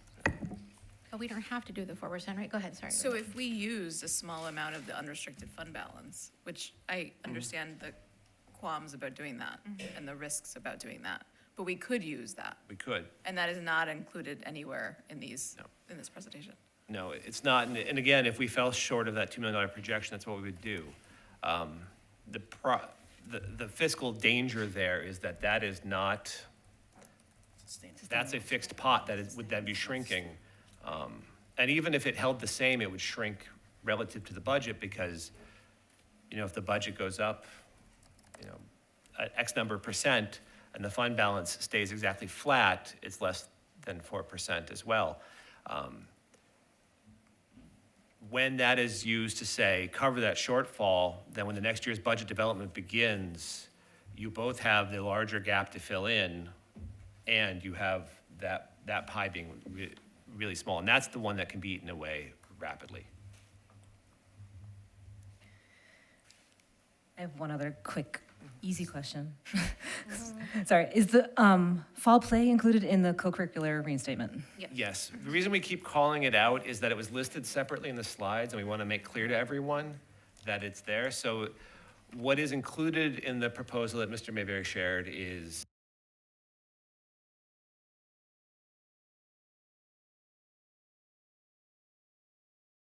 mask, the high school co-curriculars and all the sports.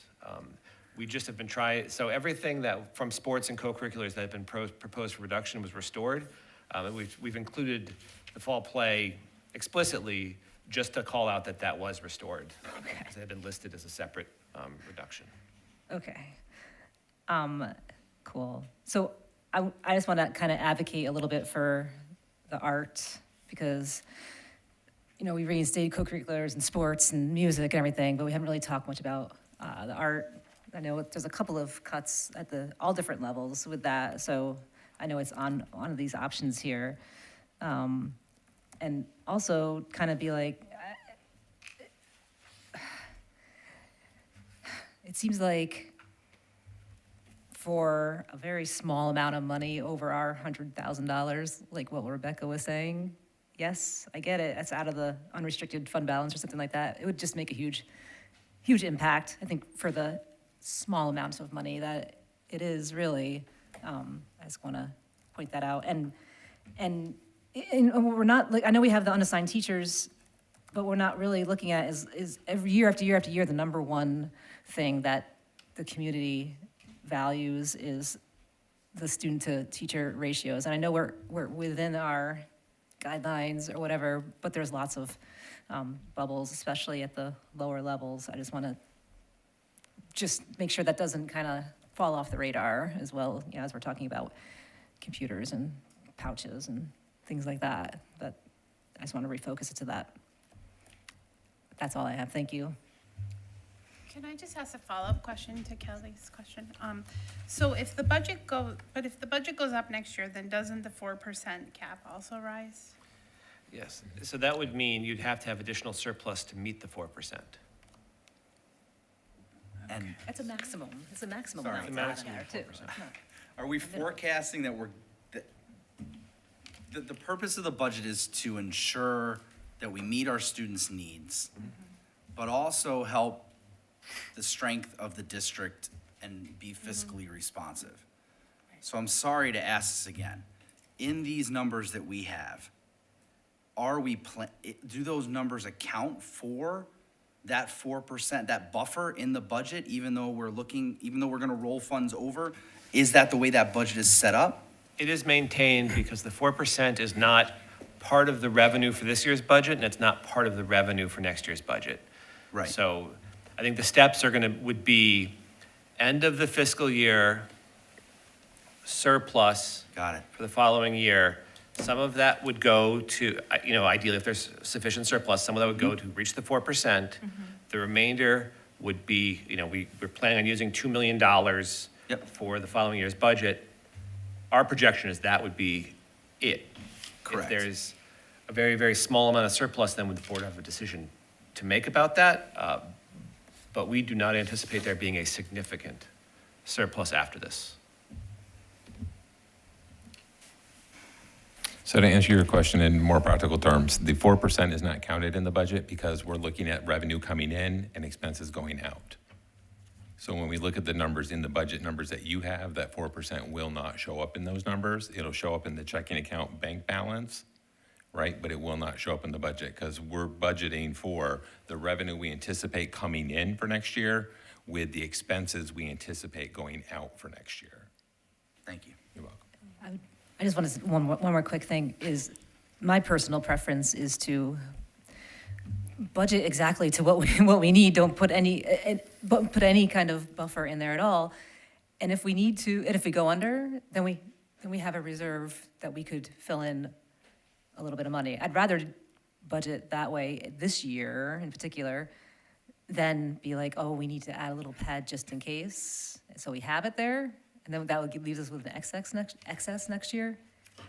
My preference is a little bit more risky of budgeting to what we need, and if we need more, then we have the reserve there that we can take it from. That's just, if that makes sense, that's just an option or personal preference. Just No, part of the. budget, but I know you guys won't like that. That's it. Oh, you're right. I don't like that, but I know. I understand where you're coming from. Just saying, it's my personal. The one caution you have to remember is if you're using that money saved to spend on a recurring expense, You now have to figure out where to get that money next year, and then it just compounds over time after that. So that's just the long term. Basically, it's a kick the can down the road. It's how far down the road you want to kick the can. So that's really just something to consider. I understand in this year what you're saying, but just keep that in the back of your mind. I just that have it in the back of compounds my over mind time. the past couple of years where we've overestimated, but, and not to our problem, like it wasn't Right. anticipated or it's not a fault. Some things came in higher, but we put a lot of money, we had a lot of extra money the past 2 years. I'd prefer not to see that again next year. And one of the most significant items of the prior years was a large line item for contract transportation. And as we have fewer drivers accessible, anyone that had a bus today knows that there were some combined routes today. The budget line for contract transportation went down because we had savings. So we made an adjustment in the budget coming into the current year that we're in. So we had a high contract, we had a new transportation coordinator that was able to get the runs in district, so we didn't spend that money. That's where the biggest chunk of what went into reserves came from. That budget line has come down. So now, even if we don't really do a lot of contract transportation, there won't be a huge amount that goes in compared to previously. So That's we for have the to 2 balance million. the both. That's for the 2 million from Yep. last year. Right. Kind of just the trend over the past Yep. 4 or 5 years. There was, one year was like 6 million, one year was like 5 million. Right. This is the lowest, I got it, it's great, it's way better. So I just, Right. So I'm the a little other, sensitive to it. no, I understand that. The other thing to remember too is you have to budget for what you anticipate happening. So if we have a number of employees that are not taking health insurance, we can't just put a budget line that has just what's being taken today, because people taking an individual plan could get married and now they get a family plan. That has an increased cost. Somebody who gets insurance through a spouse, the spouse loses their position. That is an event that would allow them to get health insurance here. So it's really hard to budget exactly to the penny. You have to prepare a certain amount for the unexpected of things that could happen in the budget. We have to remember that. So our budgets are what we think could happen. Some years we're lucky and we don't have all those expenses and we have money left over. Some years we're going to be unlucky and we're going to spend more than what we have. So, They get divorced too. yep, it's a risk. Both ways. It does. You're gonna go- you're going up does. and down. It's It like- does, but like health insurance wise, we have 1,000 employees, right? So roughly 1,000 employees. So like just it's a large scale. So the numbers swing very quickly. So just keep that in consideration of a budget. That's all. And Your budget up, your budget down, it's like it's gonna even out at some point, you know? to Peter's request, we are working with our financial advisor on developing a long-range plan. It gets a lot of data from them about projecting all of our debt schedules for the future. So it's complicated to produce. It's not just a quick spreadsheet, but we are working actively on it. And we will share that with the board when we have it. We will be able to show multiple scenarios. So not just a single plan, but here's what happens if X, Y, and Z take place. So you can see, the best case scenario, worst case scenario, a couple of mid-level scenarios. So we'll be able to show how choices in a given year compound over time, both favorably or negatively, depending on the situation. Yeah, sir, I just want to say thank you for that, because I think it's really important, not just for the board. It is in the works. But it's also really important for our constituents to see that we're not just concerned about right now, but looking down the line too. And for our employees too, I think it'll really help everybody. So, thank you for that. Sorry. Okay, I didn't get to say your name, Nina. Hi. All right, so first, to Rebecca, your question before, the health insurance question, it's a number that is just sticking with me, and that's 2.4 million, which is the increase. That number alone is just, you can't sustain that, right? Like, that number alone, and there's other factors, okay? But that number in and of itself is so much of a high amount for us to have to accommodate that.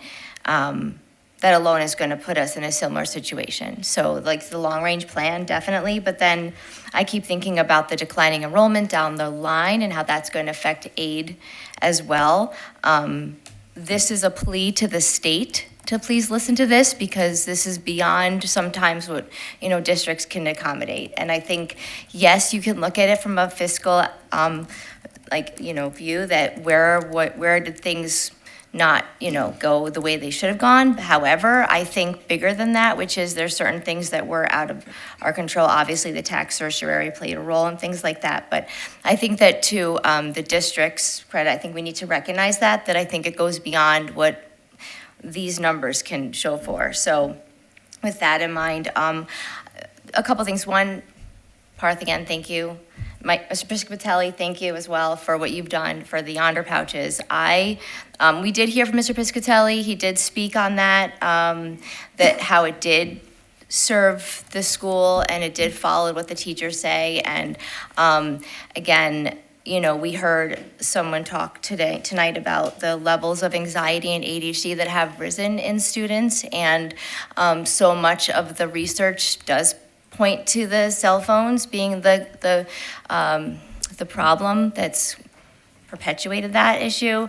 So for me, I am struggling with how we're going to omit it from the funds, because I do see that as being $8,000 that it's showing here, but our students' emotional health and our teachers' ability to teach is super critical.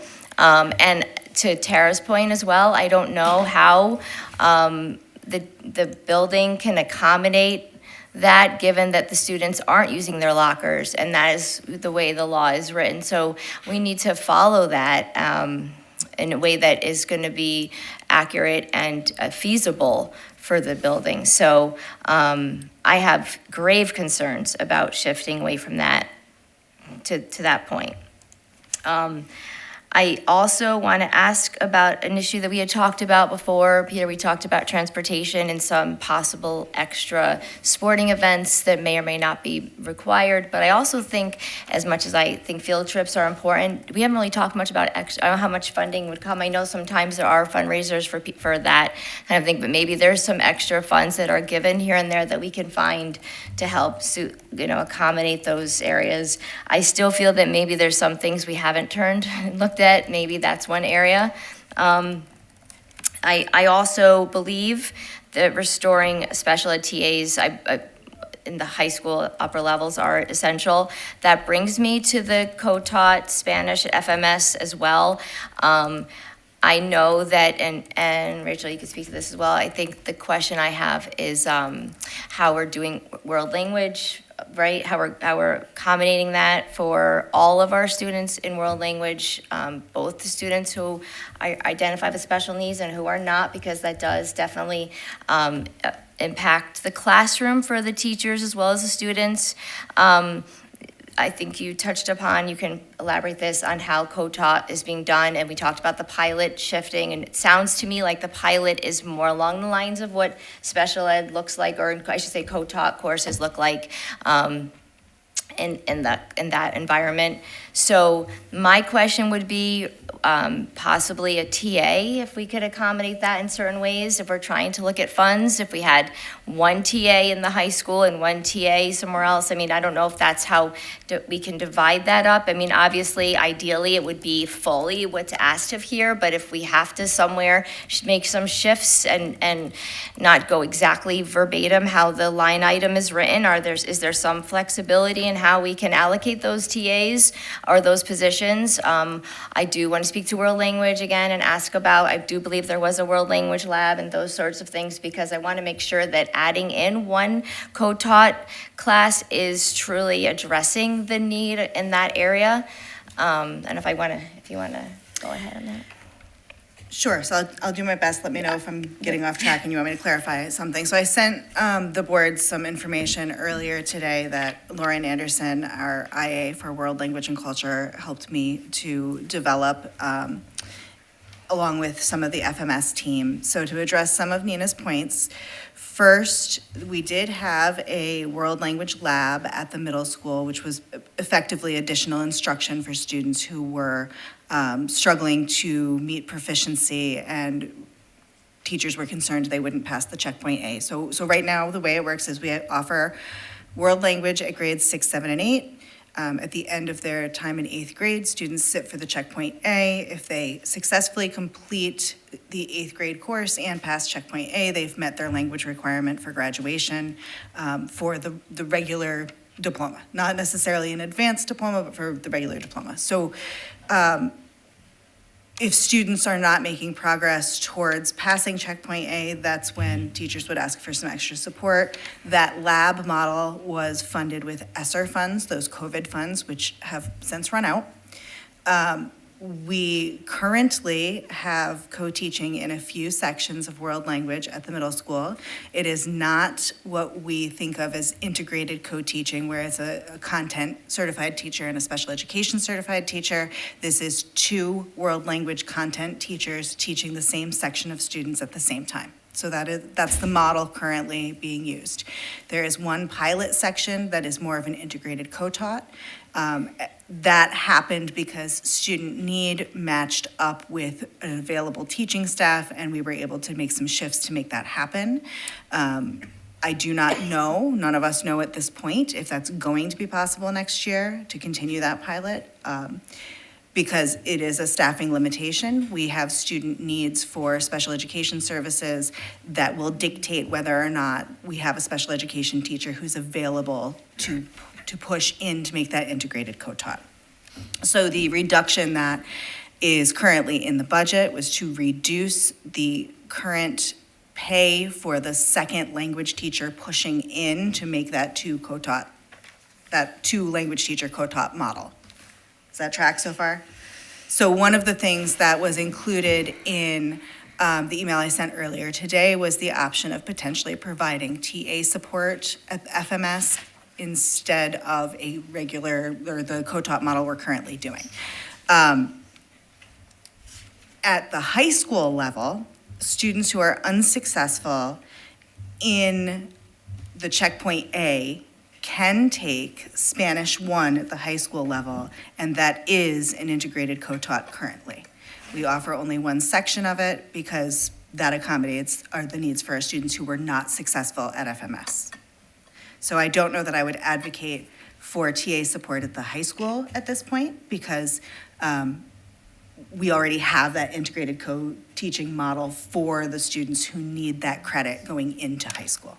That also, by the way, transfer students who don't have the credit are also put in that Spanish 1 course to do that. Thank you very much. So I'm just going to speak candidly that I know that World Language Lab, so I'm seeing it, that it did help someone in my family. So I do feel that that's something that was a very valuable resource. I just don't, if we do not fund the co-taught Spanish section, I worry about how that's going to continue to impact that department based on that. So I think for me, I'll be honest, the 3 proposals to me are maybe I feel like there's another one here that's not mentioned. And I feel like it could be something that takes some creativity. It might be not all or one, it might be 1 TA in the high school, 1 TA possibly in world language, maybe, just throwing that out there. Obviously, the honor pouches are still something that I think we should consider unless there's another method that can satisfy this area, which in my opinion is critical. Let me just go through and make sure. Yeah, I had the touch screens as well as something that I was looking at, Rebecca, so I'm glad you brought that up. I think I need more clarity again still, though, whether or not there is funding going towards that or not, and if there's some room there, that would be great. So I second that issue that you raised. Also, the classroom sections, the elementary school buildings, there's a few that hopefully that maybe the FTEs can work towards. I know the FTEs are used for those circumstances that are unintended. However, the class sizes in the elementary school buildings is definitely pushing what should be a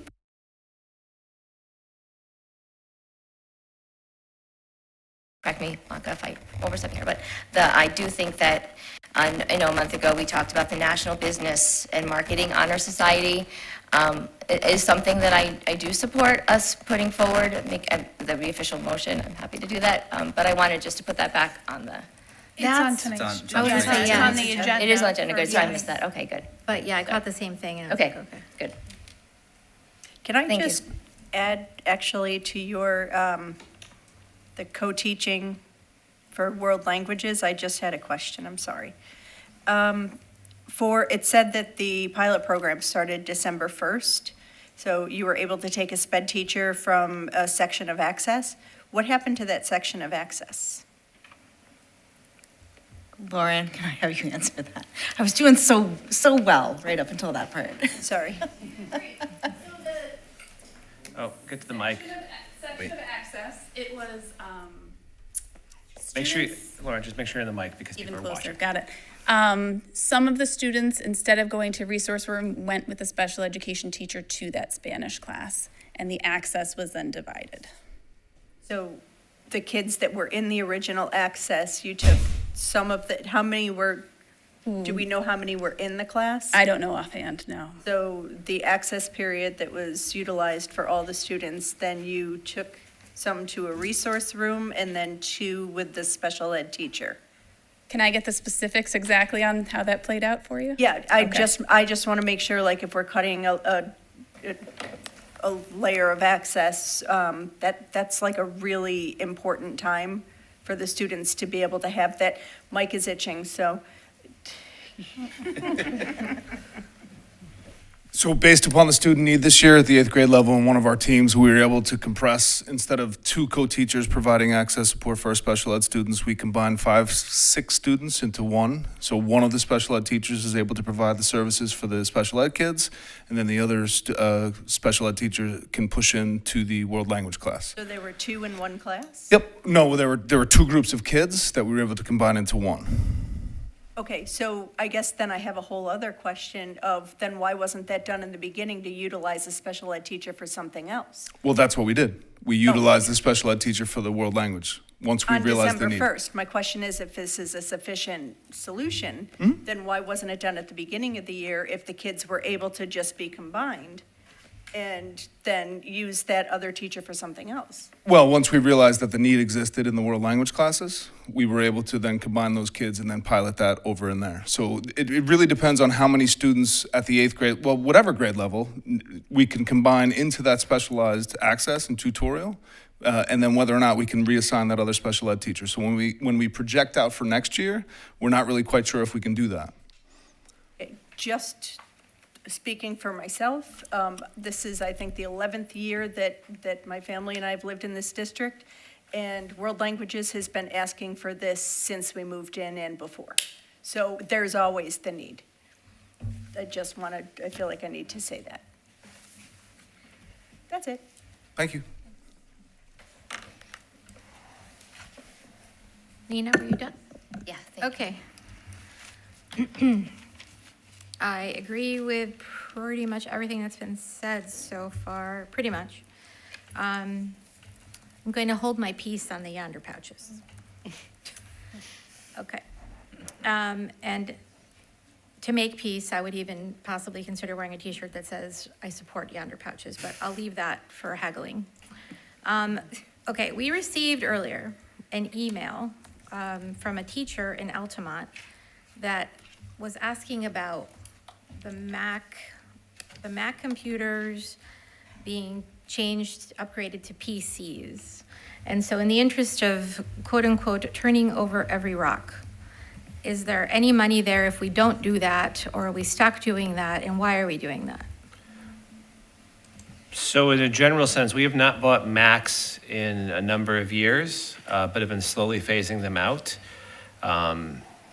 I think we began at Pine Bush and have been doing an elementary school a year. We tend to replace computers approximately every 5 years, which is probable life. We have to, so that is the schedule. We are replacing 35 computers at Altamont for, we've already bought them, but $29,925 was the cost for those devices. So we already bought them. Yes. Thank you. Moving forward, though, like, let's look at that, because it would have been great to save that money this year, because from this email that we received, it sounds like not all of the teachers are interested in going from Mac to PC, and also it doesn't sound like they're all broken. I feel you staring at me, Dan.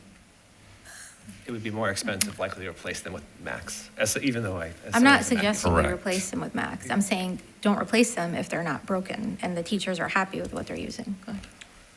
But as part of the transition, they're transitioning to PCs. So it's part of the device replacement plan. Since we are computer heavy, we do have to continue to do this. Okay. Replace machines, whether you love them or hate them, they're not going to last forever, number one. Number two, they get to a point where you cannot upgrade them. And then they do not perform sufficiently to what's needed. Okay, that So makes sense. doing them all at the same time, the price would be astronomically higher all at once. So we have been doing one elementary school at a time. To save money. Okay, that It makes also, if you may, years ago, we had a cyber attack, which made getting cyber insurance difficult. That is I already, remember that's that. cleared off our record. We have very good cyber insurance right now that is Knock on wood, Andrew. very robust. Well, part of the, knocking on plastic, which is what's at hand, but part of one of the things that we had to show them is that we have a replacement plan for computers, and that we are following it, that we have, along with that, timely updates, a number Multi-factor of- authentication. the board, rolling out Duo to the board, for example, that was all part of what we had to push through. And each year, the process, we really do get grilled by the insurance carriers for good reasons. School districts are they're a ripe target for attack. But, our Director of Technology, Dave Howell, has really been very clear in establishing the hardware replacement plan, our software monitoring, and our security updates. So we have a really rigorous strategy that we keep to. Okay, thanks. So my notes here. Sounds like the board has additional priorities and that we may need a fourth option, like Nina suggested. Many of us are in support of restoring special ed TAs, and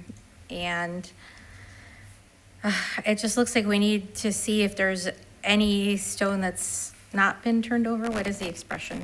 You know what I'm trying to say. Okay, is there money in the couch? Have we gone through all the couch cushions? So that's just a point I'd like to make. And also, so with special ed TAs and the special ed teacher, and the arts and math and Spanish. Those are all things that I've heard tonight that I agree would be great if we could add them. And is it possible to consider using one of the FTEs to help with that expenditure? I know you like to keep 3 in reserve, but things are tight right now, so something to consider. And now I'm going to make an unpopular statement, and I'm not trying to offend anyone. When Ms. Avelo, I hope I said that correctly, I think she left, and Mr. Unser came up, I was in agreement with what they said. I'm also an alumni, and I've been on the board for 6 years. And I'm tired, I'm feeling frustrated about the nickel and diming that keeps taking place every year. I feel like over the 6 years that I've been on the board, the cuts always come to the student-facing activities. And Dan, to your point, yes, everything you can argue is student-facing. But I would be remiss if I didn't say that I have yet, in my 6 years on the board, to be presented with something that looks at administrative cuts. So my expectation, and unfortunately I'm on the board 1 more year at least, so people can hate me during that time, my expectation is that next year we will not be in this position and our students will be prioritized, and that if we use our fund balance this year, it is to get us from point A to point B, and point B should include restructuring and administrative cuts. I'm sorry if I'm hurting people's feelings, but I think if you were to take a poll across the district, that is the area that needs to be trimmed. So those are my 2 cents. Anybody want to say anything else? Rebecca? Sorry, it has nothing to do with what you just said. Can I just clarify something before you say that? Yes. Just remember, we did cut one administrative position. 1.5. But No, we proposed one and we removed it, but we actually cut a member that is considered part of the administration. So just for clarity, so Okay. maybe not in how you define it, but it is part of the It's not administration. restructuring though. No, And it that's the isn't. point that can Correct, but alleviate we for did more. cut one, just for clarity, we did cut one, so, sorry, Rebecca, thank you. That's okay. And like I said, I'm sorry, it's a non sequitur, but I had a thought. What about the school lunch fund? It is heavily regulated in what we can use it for. Okay. All right. Very, we use it for everything maximum. Yes, there's nothing else in the general You fund can't- budget that we could use it for. Okay. I had a question. So, you mentioned actually polls. I was thinking for next year, do you think we could get polls out to see what, if we do have to make cuts, like where the cuts should be made according to the community? Is there a way to get a poll out for next year? We kind of do one. Yeah, we do. We do? I don't think we explicitly ask that, but we do a thought exchange. I should say they do a thought exchange. It's more seeing what people value rather than seeing what they want to cut. We just go a different Right. direction. Yeah. I think you guys actually get one too, Oh, really? students, yeah. You didn't get one, Bert? Maybe it was in my email, but I might have forgotten about it. I can go check at some point though. We didn't was. send separate ones out Likely. this year. It was sent to the same poll was sent to everyone. I know there are a lot of student forums though that Mr. Piscatelli does. I know there are a lot of student forums that happen, so thank you. Meredith? So I've been doing some research on alternatives to Yonder. Are we contracted with them? Do we have to use Yonder pouches, or can we stray from that brand? We are not contracted with them. I don't know to the degree to which the money we've invested in magnets is proprietary. I don't know that if, in other words, I don't know if what we've invested in the infrastructure for the pouches would translate to alternatives. So there are some alternatives that utilize the same unlocking mechanism that are much cheaper. So, at least in my research, that's what I've found. So I think we should probably look at some alternatives. For next year, right? Yeah. You're talking about for next year, yeah. And granite countertops also open the Yonder pouches. I did actually do the So research. we should Keep your replace granite all the counter- countertop away. I There are just, cheap ones on Alibaba that are like the same thing, but $2. so the. Well, you got to make sure that they're good quality. Sure. Yeah. Anyway. I can say the other company I looked into, the price is comparable. They do utilize the same unlocking mechanisms, as you said. It's the competitor out there, the number one competitor, and it is comparable to the cost. But I'm still talking with the Or phone person to locker. see the rep. Was that? Is it phone locker or nutcase? No. New case New or something? case. New case.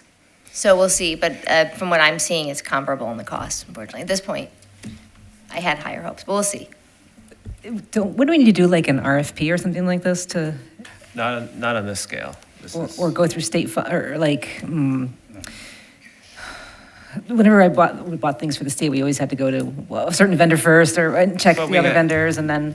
We have a district purchasing policy that we follow very closely. So Right. based on the amount of a purchase, that sets the threshold for verbal quotes, written quotes, RFPs, bidding, and we do follow that. If we buy off state contracts or through BOCES, that also satisfies the purchasing general municipal law as it applies to school districts. I would think part of what happened at the middle school was a plan that administratively was worked out with Mike and the teachers. I guess if we're looking at, I know people are throwing around ideas, but if we're looking at what would be an alternative, I think because Mike Piscatelli is living it every day at arrival and departure and managing what that looks like now and what we've heard from him on repairs and all of the feedback that he gave last time with the teachers that, that is really something that if we had to look at alternatives, that we would be leaning on Mike to give us the feedback of what's really manageable for the high school. Yeah. We have one recommendation to look at safe pouch, lockable phone pouch. I just have a quick question. Is there, Andrew, do you know if there's more funding that the state's offering as an annual recurring amount, or is it just the one-time amount? From my understanding, The funding source last time was a one-time funding. I have not heard anything mentioned about additional funding available. So at this point, the answer would be no. Okay, are we done? Because we actually still have a full meeting. Sorry. Where does this, where does it leave us? We're in 3 weeks, I think we have we're Yes, where adopting the does this budget, leave us? yes? I think you're going to get back to us, I'm assuming. Is that that's the next meeting, right? The next meeting that we have to adopt a budget. So have we provided enough guidance for that to happen, I guess, is the question.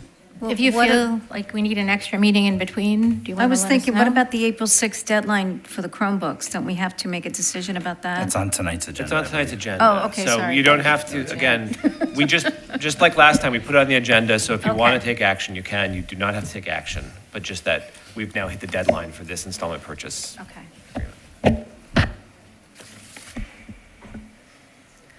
I don't know. Do you think we I need don't know what another to put. meeting in between, Dan, or are you, what are your thoughts? You'll just have to come on the 14th, ready to make that final decision. I don't Okay. think we're any Okay. farther ahead tonight than we were last week.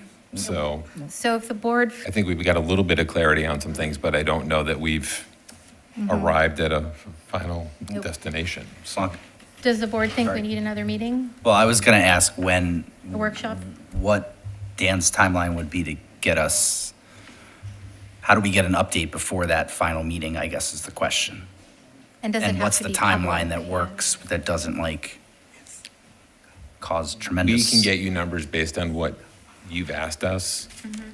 So if we're not meeting and we're not, you would just have to process what's in that information and work directly with my team on questions in that front. So it would just be you contacting the DOT basically directly and having this, and we can share out that information. I think I'd like to see an update before I know whether we need to have another meeting, I guess is my point. Okay. Do Unless you that think- update needs to come in meeting form. Could we maybe get an update by like Friday? And then we'll see if we need to sprinkle in another meeting? And could everybody Don't kind of forget have? next week's spring break. Yeah, I was just gonna for say, I was just people gonna that make have it. plans. Next week is Forgot, spring I'm not break. Next week is here. spring break, so. I won't be at any meeting in the next, And 12 Friday, days. right, Friday, there's no school, right? It's Friday I day. won't be here either. Correct. can we get our answers to our, I mean, everybody has kind of Mhm. some questions, and then, like I said, because come on next 2 weeks and be like, I want to put this in, and this is how I want to put it in, and everybody can vote, or not. When is the absolute deadline for the state? Is it April 20th or something like that? 17th? I don't remember. Yes, that Tuesday of that week. The 21st? Okay. Yes. The absolute deadline, yes. Which there won't be a state budget, right? Correct. Well, let's hope there's a state We got budget. an by email then. I saying don't know it's gonna about be that. late, yeah. I wouldn't hold my breath, so Yeah. I think we're Yeah. at the point of the numbers that we have in the governor's Just gonna accept proposal. it. Okay, so Are can we probably- move on to the consent items and we'll continue this? We'll be awaiting information essentially, and I'll reach out to board members to see if we think we need a meeting somewhere. Okay? All right. Can I get a motion to accept the consent items A through D? Meredith, second. Rebecca, any questions or comments? All those in favor? 9-0. Curriculum and instruction, Rachel? I have some accolades to share this evening. First, the Scholastic Art Awards. The art department is pleased to share that several advanced level art students were awarded in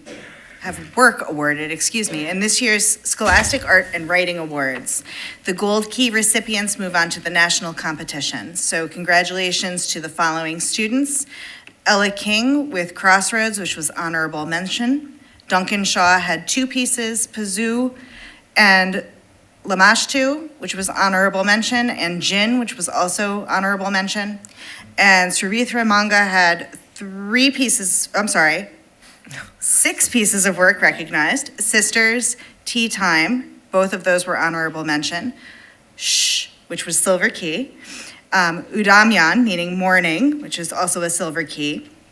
Judgment, which was gold key, and which was gold key.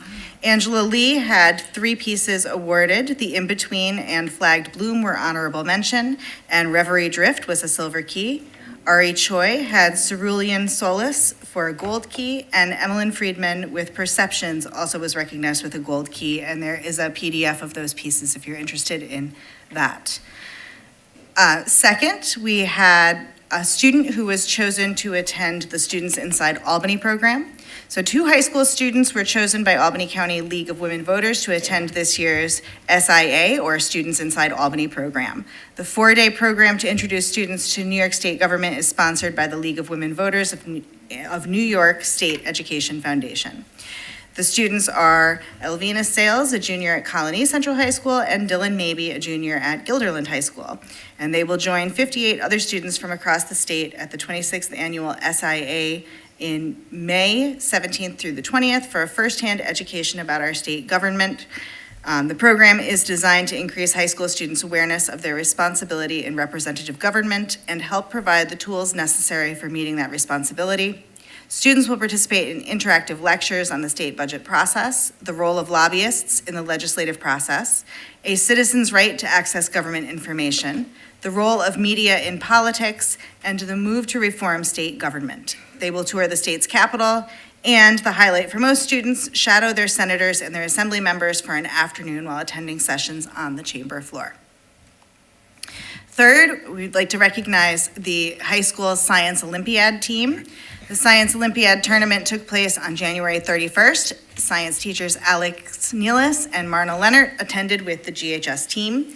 The following students participate in Science Olympiad: Sonia Shugul and Hamsini Subramanian, anatomy, 6th place. Hamsini Subramanian, Anga Vishwath, and Catherine Zong, Codebusters, 4th place. Sonia Shugul and Hamsini Subramanian for Designer Jeans, 4th place. Peter Liu and John Wang, Disease Detectives, 5th place. And Agna Vishwatha and Catherine Zong, Remote Sensing, 5th place. And Guilderland overall placed 9th out of 20 teams. And finally, the Albany Regional Brain Bee. The 11th annual Albany Regional Brain Bee took place on Saturday, February 28th, 2026. It was hosted by the Albany Medical College's Department of Neuroscience and Experimental Therapeutics. Since 2016, the Albany Brain Bee is part of a worldwide neuroscience competition for teenagers designed to test their academic knowledge of neuroscience and their neuroscientific skills. GHS junior Hamsini Subramanian finished 3rd in the event. Awesome, thank you. So I have a quick question. Not that it's a lot of fun to come to board meetings, probably if you're a teenager, but I feel like we should extend the invitation, the same invitation that we extend to our athletes that come every season. I feel like we need to make an effort to extend that invitation to our musicians and to the folks that you recognize here. My 2 cents. And I have actually asked that a couple times, but I feel like there's an inequity in what we're doing in terms of having athletes come out, but not like the other groups, like the Brain Bee and stuff. It's pretty cool, and our art students, some of the work is, remarkable, and I'm not sure that all the residents really know that they can access it here, attached to the board minutes. But anyways, I just think we should offer that opportunity. Dan? I have. To all of them, including music? To arts and music, yes. Okay. When you requested it, I You did? Thank forwarded you. it. So we haven't arranged a date yet, but yes, there has Perfect. been an Thank you so invitation much. extended. You're welcome. Is the Brain Bee new? Because I've never heard of that. It's been happening 11 years. I know, but for us, have we ever done it? Have we ever done it? I believe that we have in the past. I think within the last 4 years, I know that we've had it in accolades before. Never I couldn't heard tell of you it. exactly when. Okay, all right. Thank you. Dan? So save the date for the retiree and 10-year reception, which is on Tuesday, May 12th at 5 o'clock here. Proposed in your meeting packet was the proposed dates for board meetings for the 26-27 school year. We approved those at the reorg meeting, the first meeting in July, but just FYI, it's got the proposed dates for next year on it. Superintendent Conference Day happened on March 20th. We had people all over the district. There was something for everyone. Rachel, thank you to you and all of your partners in the presentations and organization for that event. Positive feedback across the board. So fantastic, thank you. And the cultural fair is on Thursday. Our board And members, welcome to board- attend. Yes, welcome to attend the fair this Thursday. It's being held 8 to 1:50 at GHS in the West Gym, correct? Mr. Piscatelli? Yes. Right, in the West Gym. So yes, you are invited to come. Great, thank you. You're welcome. Okay, now it's me, board president information. So, wait a minute.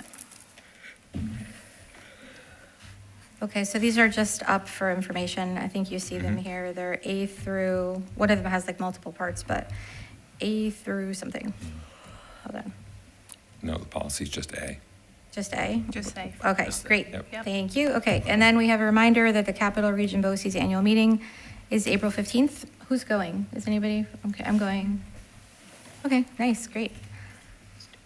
And then we have the Capital Region BOCES budget and board elections. That is scheduled for a very quick meeting. Does that have to be in person? It does, right? One year we were virtual. Okay, and what was the date? 29th. April 29th April 29th. at thank 8 you. a.m. At 8 a.m., thank you. Okay, and then the next thing is the upcoming Guilderland Central School District Board of Education election. I need to read a little blurb. Petitions are available through the district clerk for any district resident who might be considering running for the Board of Education. You need 44 signatures of eligible district voters, and that's based on 2% of those voting in last year's election. There are three-year terms open on the board that will begin July 1st, and those are Meredith, nope, sorry, my bad, Kim, Rebecca, and Peter's seats. Yes, okay, great. In order to be eligible to run for the Board of Education, nominating petitions with 44 or more signatures from qualified voters in the district must be submitted to the district clerk on or before Monday, April 20th by 5 p.m. Anyone who has questions about the duties and responsibilities of a board member may contact the superintendent, board president, or any current member of the Board of Education. A candidate must be able to read and write, be at least 18 years of age, a qualified voter, and a district resident for at least 1 year prior to the date of the vote on Tuesday, May 19th, 2026. Further qualifications and information are in the packet available through the district clerk. Curriculum and instruction, action. I have a textbook approval for you. If you remember, you saw this 2 meetings ago. This is Impact by National Geographic. It is a workbook for use with ENL students in grades 3 through 8, and I would like to recommend that you approve it. Okay, can I get a motion to approve the textbook? Peter, second Kim. Any questions or comments? All those in favor? 9-0. School business management. Thank you. I have a number of items for your consideration. The first is the BOCES installment purchase. We have talked about that. I will just share that the budgetary impact for next year is $134,692. We would project to receive $81,893 in aid the following year for a net cost of $52,799. Okay, can I get a motion to approve the resolution? All right, Kelly, is that what it is, the resolution? Okay. Second, Kara, any questions or comments? All those in favor? 9-0.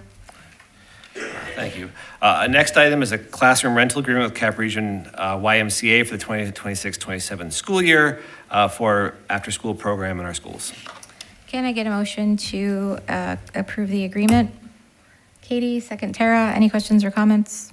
All those in favor? 9-0.